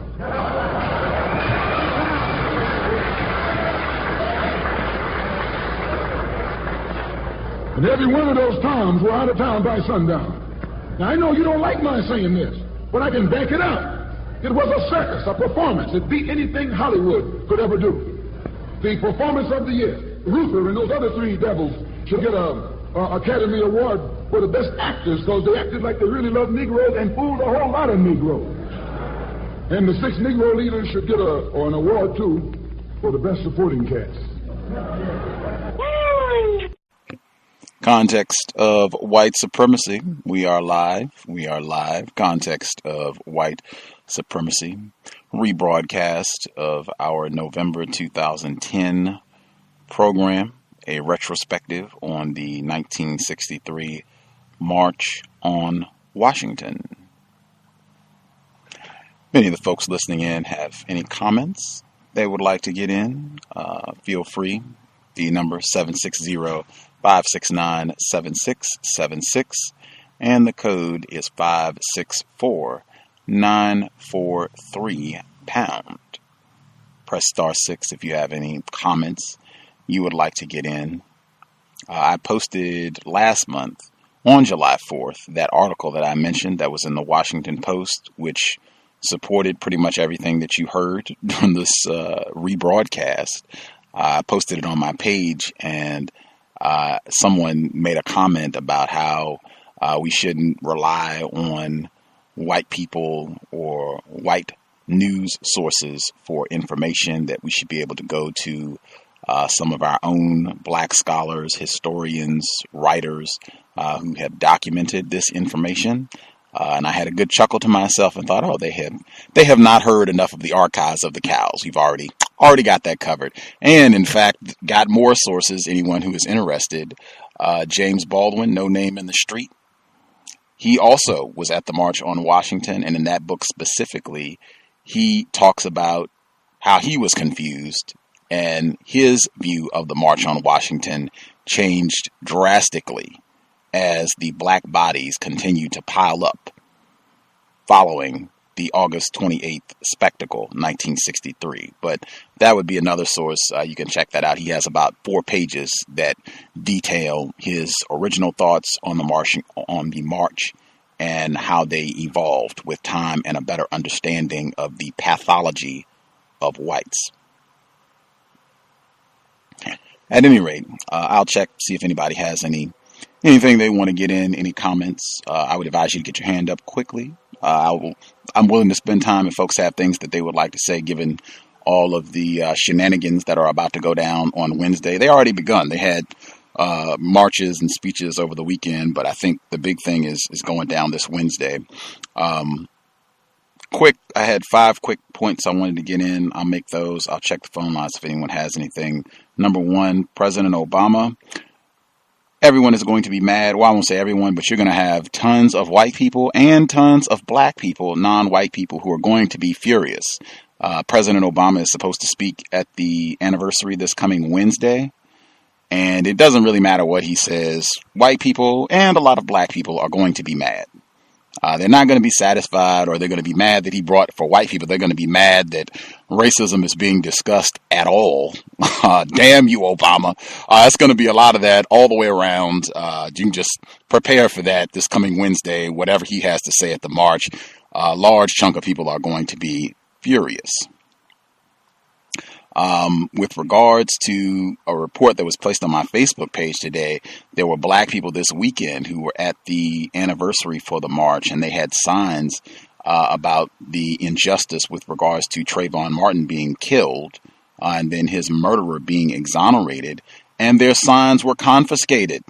And I laughed, not that it's funny, but I had a laugh. Just, hey, that's the same thing from 1963. Anyone, if you listen to the program, that should be no surprise at all.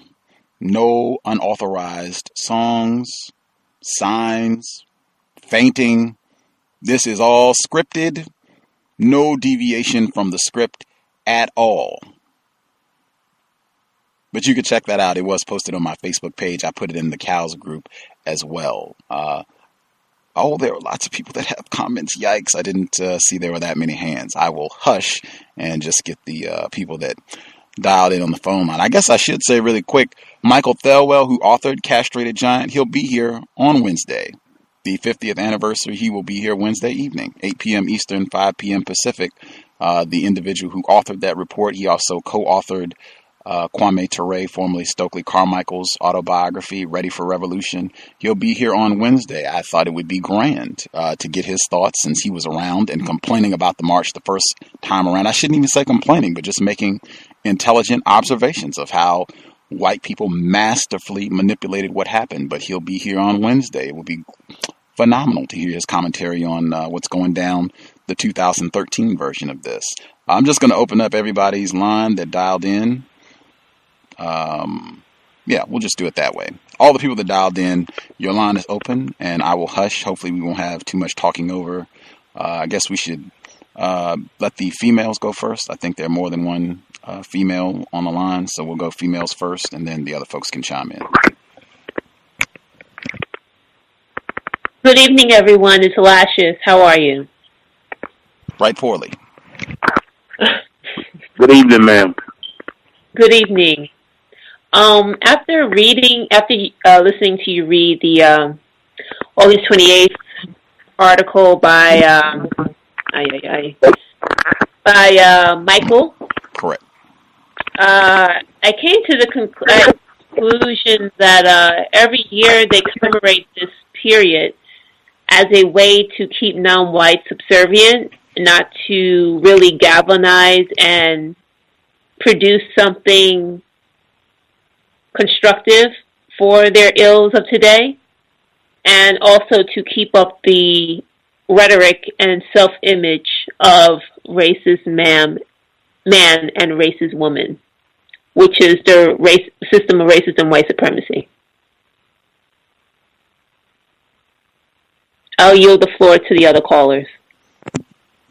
I concur. 1804, get our females first. I'll let the next person go before me, and I'll chime in later. Right on. Any other females? I know we had two. Any other females on the line? Yes. Greetings, Gus, and the other listeners on the line. You were on the first version. Thing changed since you first participated? Yes, Gus, and what I was going to say quickly on this situation, and two things I was going to mention with the NAACP, with Roy Wilkins, as well as Whitney Young, who was leading up the Urban League, and those were the two big organizations that did not want to get on board with the original march. And you're seeing that this time around, these are the same two because of their funding, because the white corporations who have taken over them, because from everything that I was able to gather, that the whole march was about, yesterday, the commemoration was about keeping the voting rights in place. It was nothing else, nothing about justice, nothing about racial profiling. It was all talking about voting. They're still stuck in 1964 and 65 with getting black people out to the polls and talking about voting. I happened to hear an interview with Mrs. Marilee Evers Williams, whose husband, Medgar Evers, was killed in 63, right before this march. And one of the things that she said, which was listened to, she said that her husband, before he was assassinated in his driveway, he contacted his boss, the head of the NAACP, and asked for protection because of the danger of his work. And she said that what they told him was that they didn't have money for frivolous things like that for his protection. And she said he cried that night. She said he cried with her that night to say that all of the hard work that he did, and that is how much they value his life. And next day, he was assassinated in the driveway. And she said she carried that around with her for years, and she never discussed it. She said it was only up until this year when Ben Jealous and the NAACP staff, to include Julian Bond, they publicly apologized to her and her children for them not doing much in order to make sure that Medgar was given the protection that he needed as the field secretary for the NAACP in all Mississippi. Wow. I said the same thing too. Wow. It had me in tears because it showed how frivolous they were with this man's life, all of the work that he was doing for this organization, knowing how dangerous it was in Mississippi in 63, and to tell him that they didn't have the funds for his safety. Mm-hmm. I heard that on NPR as well. They had an interview with, they actually had their child, Medgar and Marilee Evers. They had one of their children on the program, and I think they also talked to her, and they brought that point up about him requesting protection and not getting it. Yeah. Since we're on the topic of funds, since the female caller brought up funding, so according to the PDF file you were reading from Michael Thelwell, the yes, NAACP and the Urban League were essentially seeking funding from the current administration for their own organization. So by any means necessary, they co-opted a legitimate plight by quote-unquote Negroes of the time to further their coffers from the White House, D.C., the current administration. Is that correct?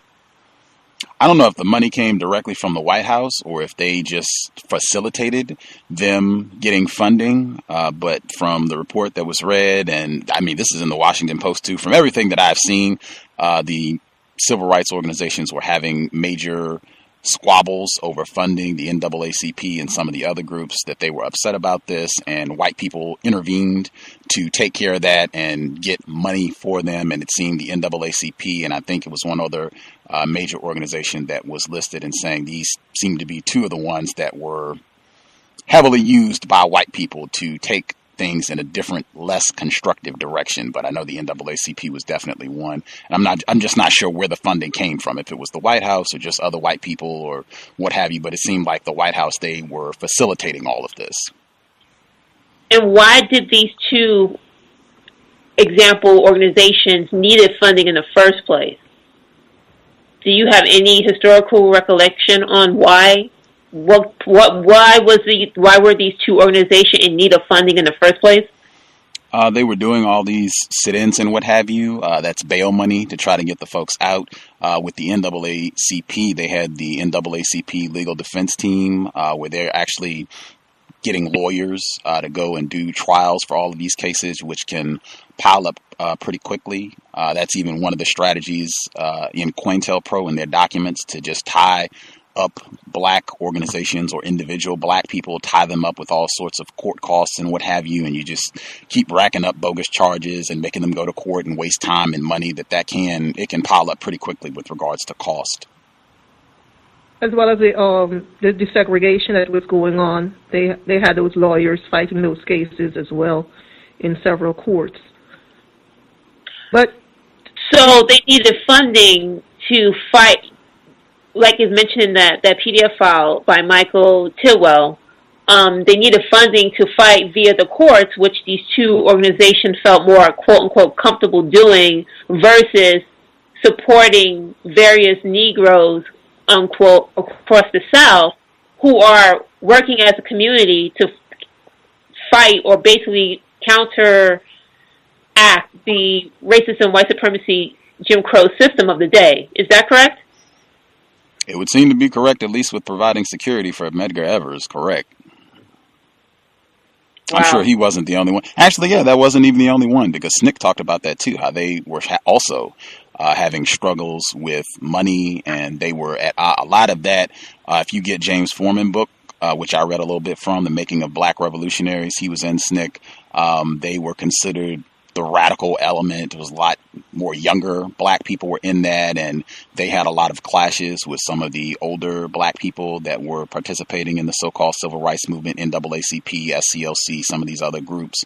But yeah, it seemed like funding was a big problem, where they would just I think you even mentioned it, I think in the report that I read, just basic things, transportation, vehicles, minor stipends to support what they were doing. It seems like, yes, that was a big problem, getting funding for the people that were on the ground doing all this dangerous work in Mississippi and Alabama, Georgia, all these other terrible spots of white terrorism. No funding for that, but funding for all of this other, I don't want to say, funding for other activities. I'll leave it there. But what I'm so confused is that they needed funding for that.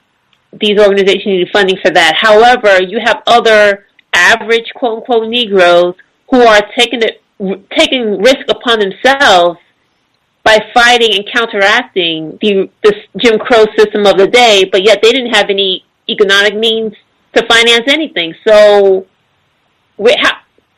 something's missing here. It's not really missing. These were all corporate entities. The Urban League, they're if you look at their mission. I understand that, but it's just so weird to see, here you go, regular people who don't have money, still risking their lives to make a difference, yet they're still pushing forward, where you have these other entities who are backed by the system begging for money. I just find that to be startling, a huge contrast. Isn't it still that way? Isn't it still that way? Yeah, it is. Exactly. It is. Well, and here's where I want to chime in. I think that observation is important, Lashes, because I think what happens is if your movement is going to be co-opted, then the way it's going to be co-opted is you're going to start making people look at the movement as a job. And when you do that, everything becomes, well, I mean, a lot of people talk about, well, they go someplace and they say, okay, you need to, okay, so we need to do a rites of passage program. And then everybody says, well, where are we going to get the funding? We've internalized this mentality that everything comes with funding. And so I think that's that's the beginning of the N4 movement, when people start, putting up. That said, I think something as, I think since Medgar Evers did get shot, this seemed like a place where there actually needed to be some investment. And the question I had for 404 was, do we know how it came about that Julian Bond and the NAACP came to apologize this week? It wasn't this week. She said it was done earlier in the year. I think they give them some kind of award they give to honor Medgar as well as Mrs. Evers Williams, because she headed up the NAACP and she was the one that brought it back put it back into the black, so to speak, financially when she was in charge of the organization. So to show an appreciation, as well as they had a statue or a memorial that they did for Medgar at the college that he graduated from in Mississippi. Lord, I'm doing a brain freeze now. A friend of mine graduated from there. What's the name of that football player? He also was a graduate of there. The McNair guy, the one that died in Tennessee. Steve McNair? Yes, the quarterback that was killed. Steve McNair? Yes, he was killed a couple summers ago. He's a graduate, Alcorn State. He went to Alcorn State. Yeah. Yeah, Alcorn State did a program, and they unveiled some statues, and they had a lot of things going on this year for the 50th, to commemorate the 50th anniversary of his assassination. So at that time, at the headquarters in Baltimore was when they did a program, and they finally came out and did the apology to the Evers family as to what it is that they did not do at that time.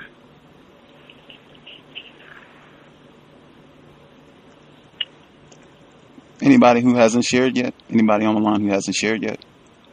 Can I be heard? Yes, sir. From my understanding, the NAACP has always been primarily the funding came from white people who use the tag Jews. They've always been funded by white people from its inception to today, as far as I understand, through my studies. The part of the speech with Malcolm is how I learned about the contradiction of the March on Washington that you played, and in turn, as was mentioned a few weeks later, the 16th Street Baptist Church in Birmingham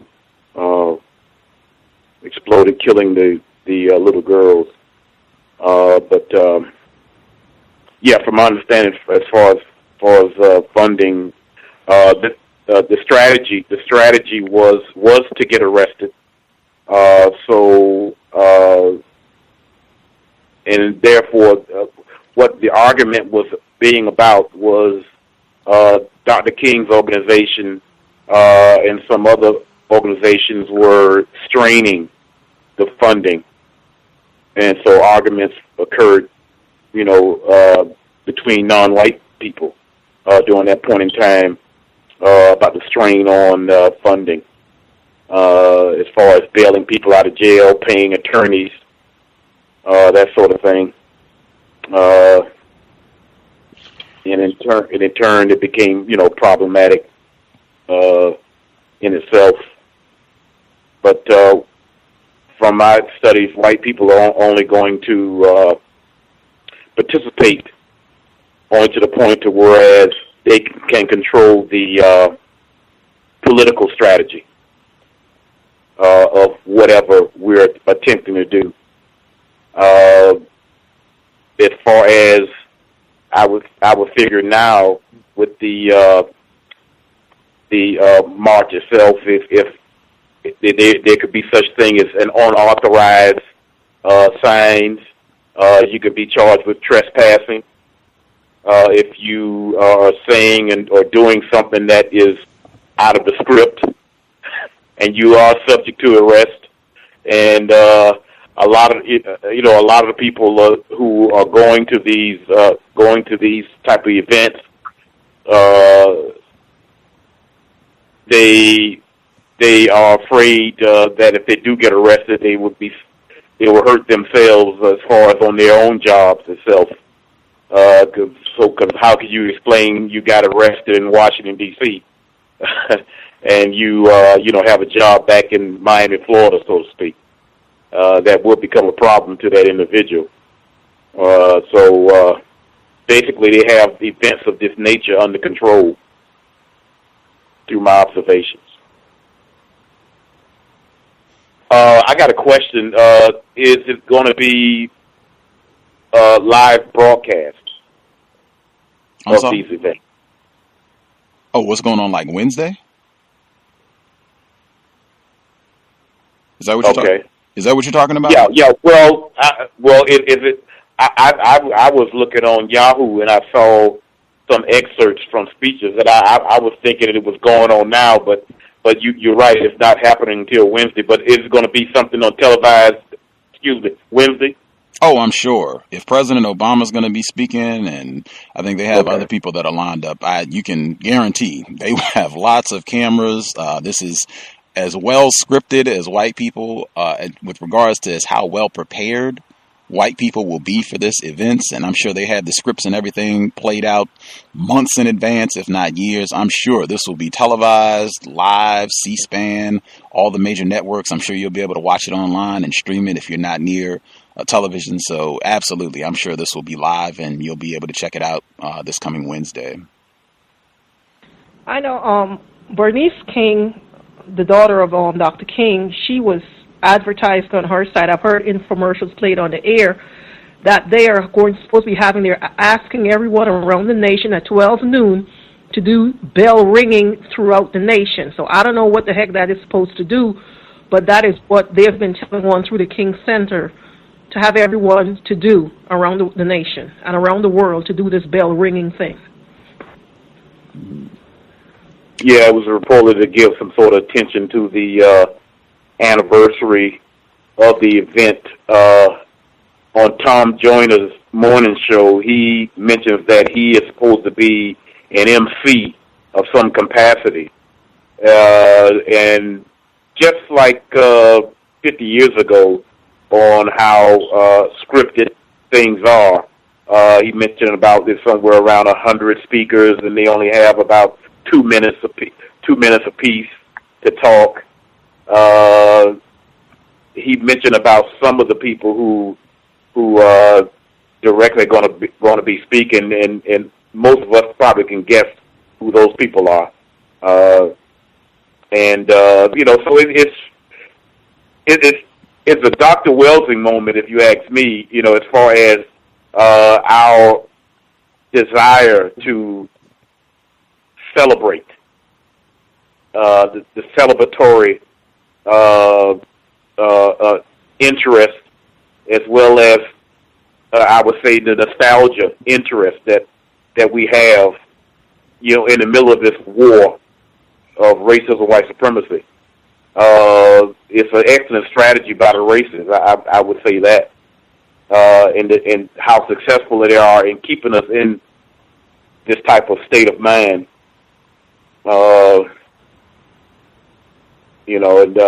It's interesting to study on that, on how we can, work towards breaking those type of cycles and not following the script of the racist.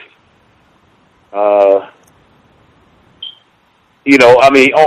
just personal thought, as far as that concerned. A lot of us go along with with what is popular. Some of us, when it comes to celebratory things, are somewhat intimidated to participate in things like Christmas, and people are already now, as far as what I've heard, already planning for it. Things like that. So it doesn't surprise me about these anniversaries of things, at all. Absolutely. Especially when you have a lot of people that are not well informed about what took place. They've seen the soundbite or a little 2-minute clip from the I Have a Dream speech, normally the conclusion, and that's about it. I mean, I've even heard Minister Farrakhan talk about how embarrassing it is that we're not talking about events from ancient history. You got a lot of people that are still alive who participate, John Lewis, among many others, who are still alive, still around, that it's kind of embarrassing how little we know about what took place then for a lot of these individuals that we claim to have so much regard and admiration for, how little we know about them and what they were doing to really get into the details of what happened with these events. And white people, they are not ignorant. They make it their business, particularly more refined racists. They make it their business to study and utilize that information, write books and all of that. And we really need to do some catching up in that area. Did we miss one caller? Should be one other person on the line. Do you have comment, question?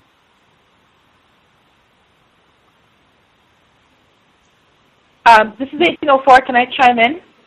Let me make sure we didn't miss a person on the line. Caller at 2516. Did we get you already? 2516.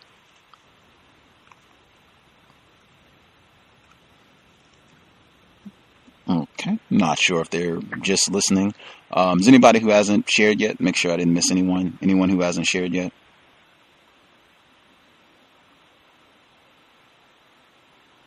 I assume everyone is good. 1804, go ahead.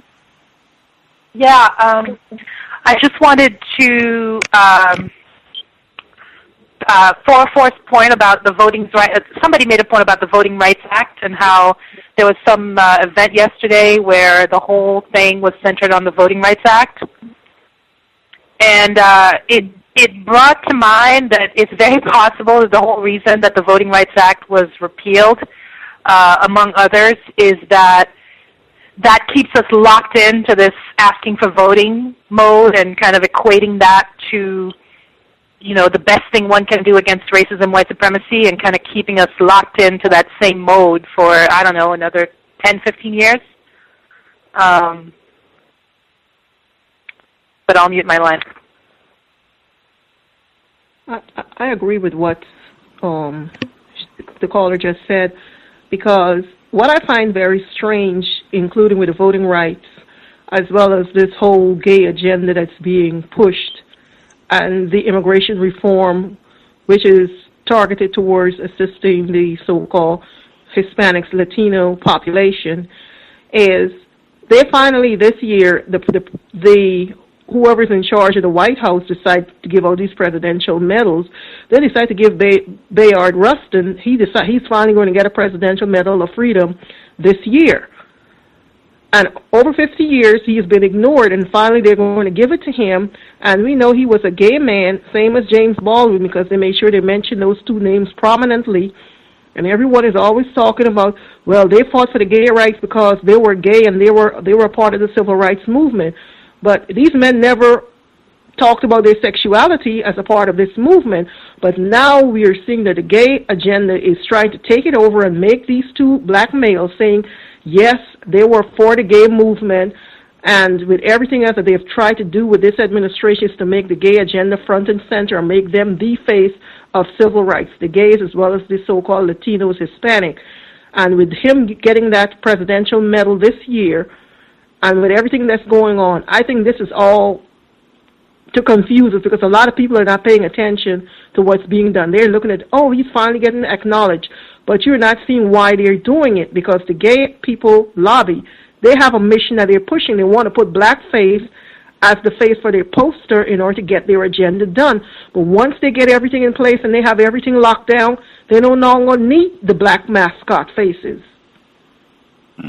I Definitely. That is very important. The past, if people have been, really, you don't have to pay attention to the news. If you heard the compensatory call-in last week, they have been really playing up Bayard Rustin, and he's getting the award. They had a segment on Democracy Now! With Julian Bond, and they had his racist suspect lover on to talk about his life and what he did up until he died. And they were talking about his documentary, Brother Outsider, which has some crusty old white guy who says, oh, yes, I was his lover back in the 50s, and we used to send each other love notes while we were in greater confinement, and just total racist, white supremacist confusion and brain trashing. Got to make sure we bring in and contaminate everything with gay rights, gay rights, gay rights.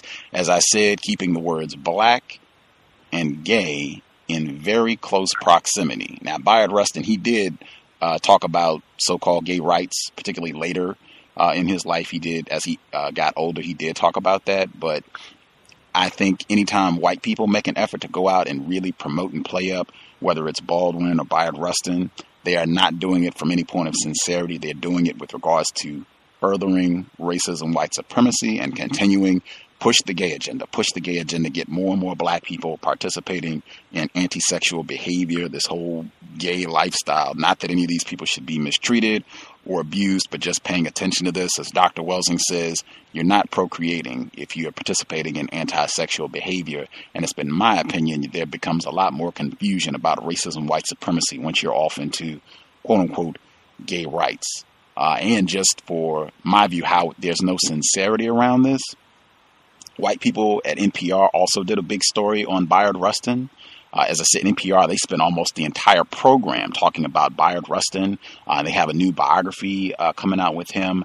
I have not heard any level of conversation, dialogue about A. Philip Randolph. And even when you listen to Amy Goodman, racist suspect, I despise her. She will say, well, the two people that were principal organizers of the March on Washington, Bayard Rustin, A. Philip Randolph. Even the Cosby Show segment, they mentioned A. Philip Randolph. I haven't heard one segment on Mr. Randolph, his life and times, what he was about, what he did to handle racism. He was working against racism, white supremacy his entire life. Brotherhood of Sleeping Car Porters, nothing. NPR didn't do a segment. Democracy Now! Didn't do a segment. If they're both equally vested in putting this idea, in fact, the whole idea came from A. Philip Randolph. He was at a meeting and a black female suggested it, and he took off and he was going to use it in the 40s to combat racism, white supremacy in the armed services. White people have had nothing to say about him.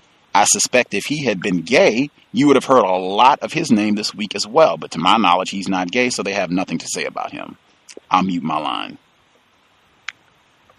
There was a situation that was going on before the war that is called World War II.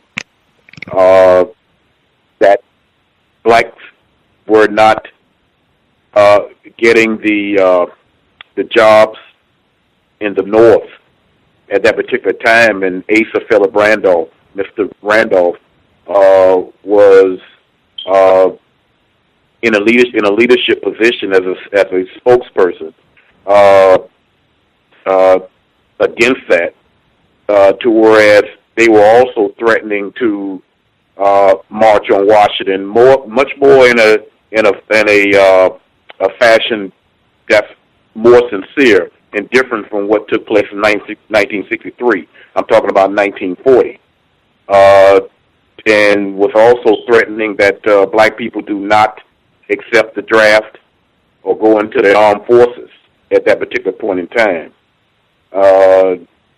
Matter of fact, the leadership, the so-called leadership, non-white leadership of the March on Washington felt compelled to keep him in that capacity because by that time he was a very elderly person, and they were basically kind of like respecting him in that way by having him MC somewhat and play a part in the one that was famous in 1963. But information, what I really wanted to talk about was information is so essential, which we haven't, a significant number of us haven't drew any interest in. White people have access to information, and they're already ready to manipulate the information they have to use against us. And they're quite successful because we don't do enough of collectively of studying things in the past, let alone talking about things in the present and the future. I knew a person that owned a bookstore, and black-owned bookstores are going out of business. A lot of them, I would say probably most of them have gone out of business by now.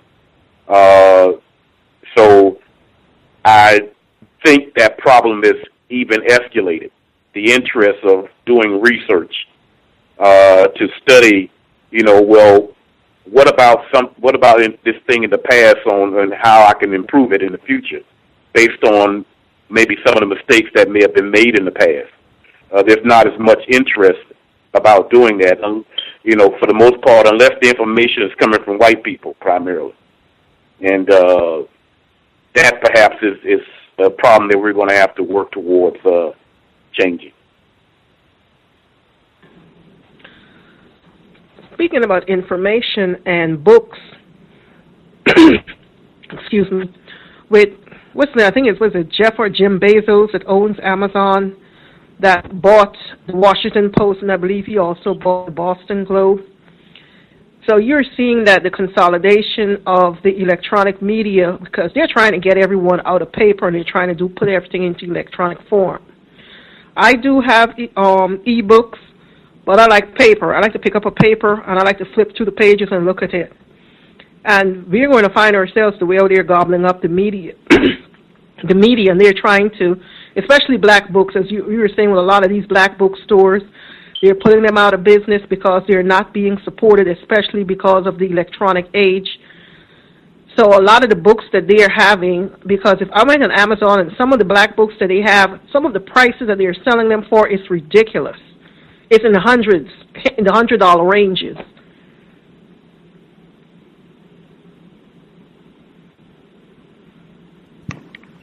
Absolutely. I think a lot of listeners have complained about that for different books, for some of the guests that we've even had on the program. I know Renethia Tate, her book on Amazon was exorbitantly high for quite some time. I think Anthony Pryor, black male who's written about racism and football, racism and sports in general, his books were in $100, $200 for one book. He's selling it for like $15, $20, and on Amazon it's $200. I've seen a lot of that. Even some of Mr. Fuller's material from time to time has gotten really high on price. AfricanWorldBooks.com. Folks want to support AfricanWorldBooks.com. About another 5 minutes. If anybody else has any other commentary they want to get in.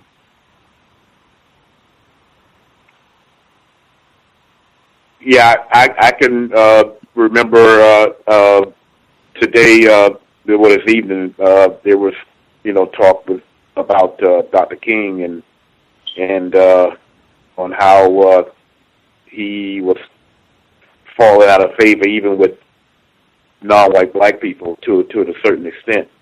I can recall with Kwame Ture. He had a relationship with Kwame Ture that lasted up until the time he of his death.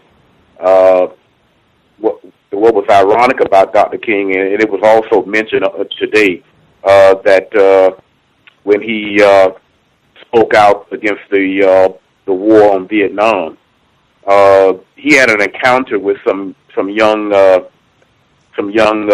non-white black males in I think the Bedford-Stuyvesant area in New York City, on a street corner, and he was talking to them about his nonviolence policy, and the young black males respectfully listened to him and what he had to say, and what it did for me.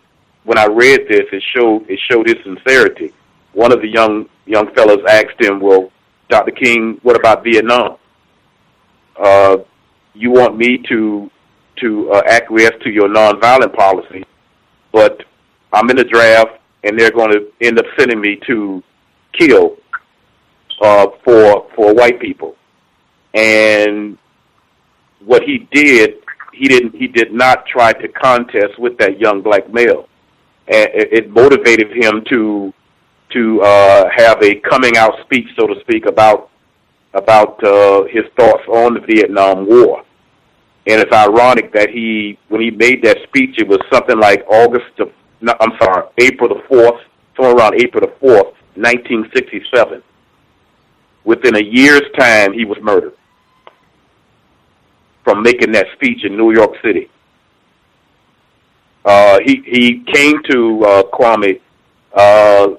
He called him, I think, and because he had another speech on it in Atlanta a few weeks or so afterwards, from my understanding, and told him about it, you know. And yeah, I thought it was pretty ironic on how within about a year's time he was murdered when he made that speech on Vietnam. It gave me an understanding that his understanding of the system of racist white supremacy was elevating when he spoke more on a global level about white people and their activities under the system of racism and white supremacy.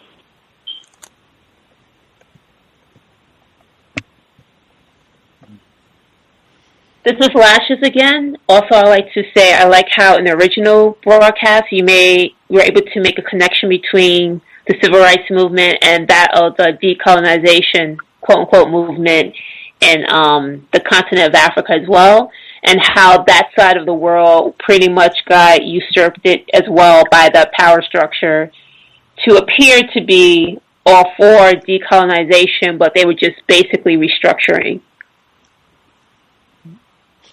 Mm-hmm.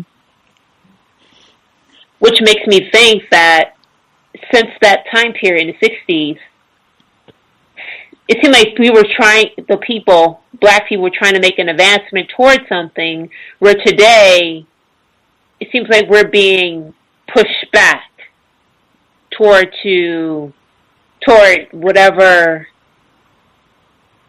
I don't even know what we're being pushed back to. I just know we're not moving forward. We're just stagnant, or we're moving backwards. So, and that goes for both sides of the Atlantic Ocean, whether it's the United States or in the continent of Africa. So I'm going to take that one step further and say that for places like the continent of Africa and for Haiti, it's recolonization all over again. The Black Agenda report, in Haiti they already have 12,000 troops, and they're showing no sign of wanting to leave, even though they pay lip service to reducing. You know, they do like a little PR spin every year. And then they're using the cholera epidemic that they brought in to stay. They're saying, oh, we need to fix the cholera now, so the UN needs to stay 15 years. And they're having all sorts of white liberals, racist suspects, including people like Paul Farmer and, the racist suspect who was on the show, Amy Willens, et cetera, pay lip service to the need to stay, to help these poor people. Well, in Africa, with AFRICOM, Black Agenda Report had a good clip that I meant to send Gus but didn't get around to it, where they explained that at this point they've basically got AFRICOM has got all of the African military re-annexed and re-domesticated, pretty much kind of like under their thumb at this point. So now they've got maximal boots on the ground all over Africa and in Haiti. So I think it's not just like a step back, like this is physical recolonization taking place right now. And it goes back to my comments that I made in past archives that I felt like we're entering the post-Reconstruction era, but this time 3.0. I agree. There was an article written about the Clintons and their global initiative, especially Hillary Clinton, and something with what's going on with them in Haiti. I read that article. It was about a week or two ago. It was I believe it was in the Times, one of those papers out of New York. I don't know if any of y'all are familiar with it, since y'all are on the East Coast. I'm assuming that y'all are somewhere in the East Coast. Have any of you read on that? Was there some kind of scandal or something going on with a Clinton and what's going on with their holdings in Haiti?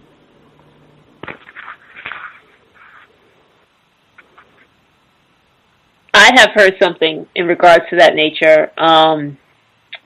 It's under President Clinton's, I do believe, one of his foundations. I think the one that's either named after him or something else.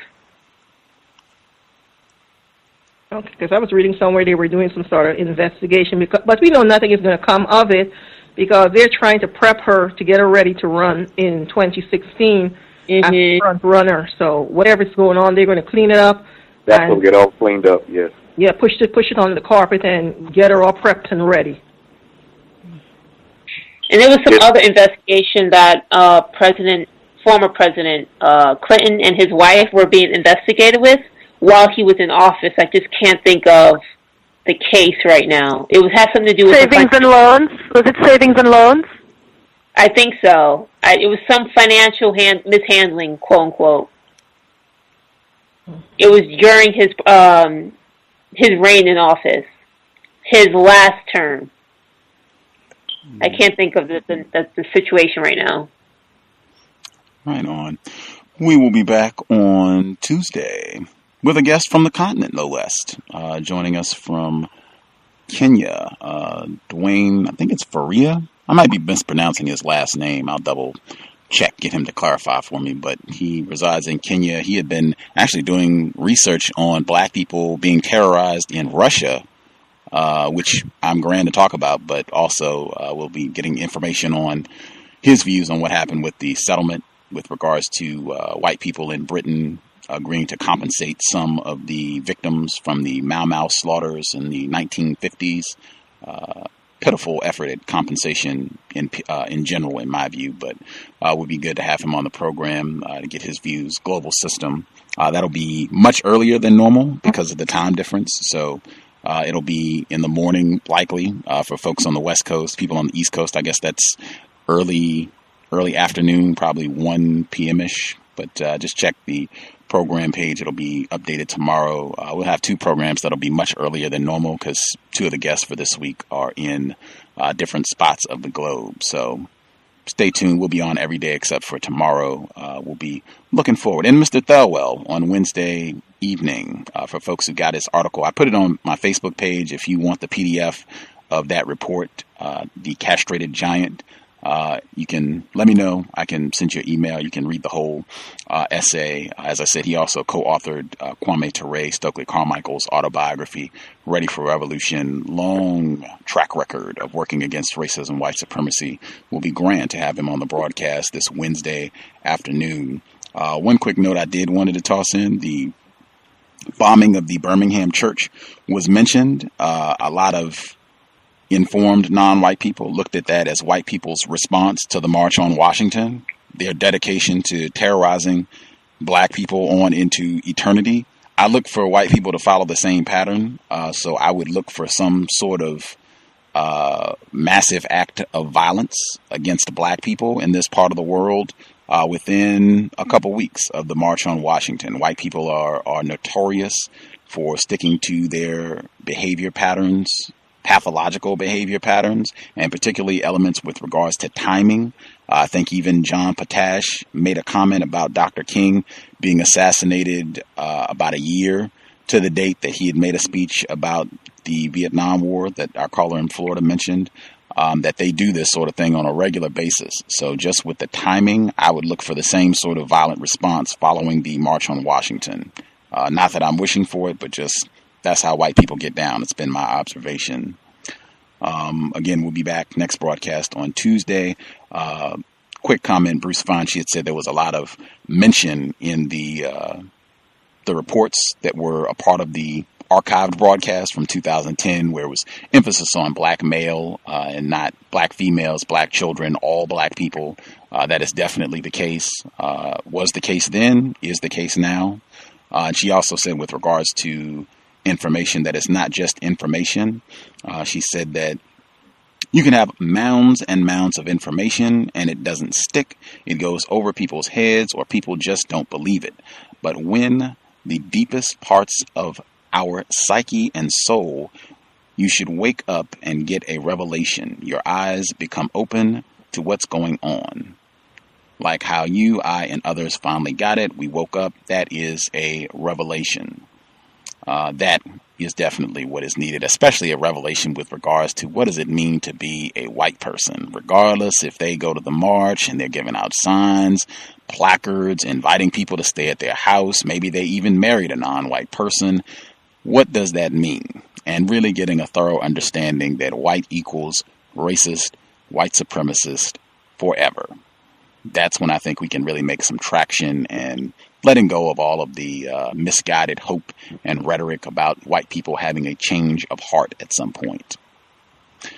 To wrap things up, I was going to include that report on James Baldwin just to try to cram in as much information as possible because, like I said, it's not even like you need to have anybody 2013 go out and give an analysis of the March on Washington. That has been done over and over and over again. And you had lots of contemporaries. You had lots of people who were well-known, allegedly respected, who came out and just broke down that, this was foolishness. White people just came in, infiltrated, took this over, and completely changed it from what it could have been, what it should have been. James Baldwin, again, this is in No Name in the Street, and he was involved in the anti-sexual behavior. I think 404 brought that up. That is accurate. Definitely should not be minimized or forgotten. But he was at the March on Washington, and I will give him the final word to kind of close things out. This is from No Name in the Streets. Where he writes, this is on page 139, they had come from all over the nation in every condition, in every conceivable attire, and in all kinds of vehicles. Even a skeptic like myself, with every reason to doubt that the petition would or could be heard or acted on, could not fail to respond to the passion of so many people gathered together for that purpose in that place.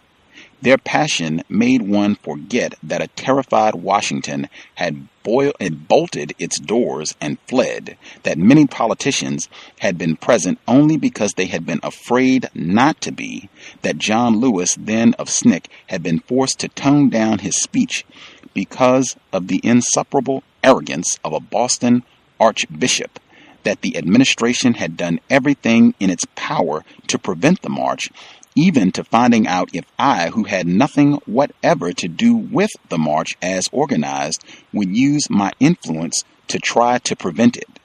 I said that such influence as I had, which wasn't much, would certainly not be used against the march, and perhaps to prove this, I led the March on Washington from the American Church in Paris to the American Embassy and brought back from Paris a scroll bearing about 1,000 names. I wonder where it is now.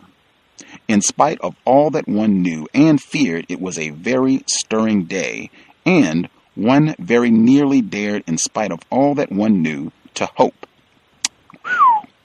To hope that the need and the passion of the people so nakedly and vividly, with such dignity revealed, would not be once again betrayed.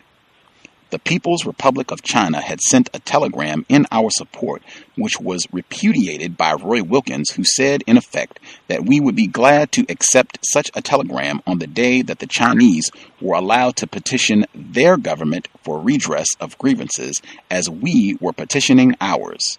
I had an uneasy feeling that we might live to hear this boast some ring somewhat mockingly in our ears. But Martin had been quite moving that day. Marlon Brandon carrying a cattle prod for the purpose of revealing the depravity of the South, and Sidney Poitier, cowbell, and Harry Belafonte, cowbell, Charlton Heston, and some others of us had been called away to do a Voice of America show for Ed Murrow, and so we watched and listened to Martin on television. All of us were very silent in that room, listening to Martin, feeling the passion of the people flowing up to him and transforming him, transforming us. Martin finished with one hand raised. Free at last, free at last. Praise God Almighty, I'm free at last. That day, for a moment, it almost seemed that we stood on a height and could see our inheritance. Perhaps we could make the kingdom real. Perhaps the beloved community would not forever remain that dream one dreamed in agony. the people quietly dispersed at nightfall, as had been agreed. Sidney Poitier took us out to dinner that night in a very, very quiet Washington. The people had come to their capital, had made themselves known, and we were gone. No one could any longer doubt that their suffering was real. Ironically enough, after Washington, I eventually went on the road on a lecture tour which carried me to Hollywood. So I was in Hollywood when something like 2 weeks later, my phone rang and a nearly hysterical white female co-worker told me that a Sunday school in Birmingham had been bombed and that 4 young black girls had been blown into eternity. That was the first answer we received to our petition. The original plans for the March on Washington had been far from polite.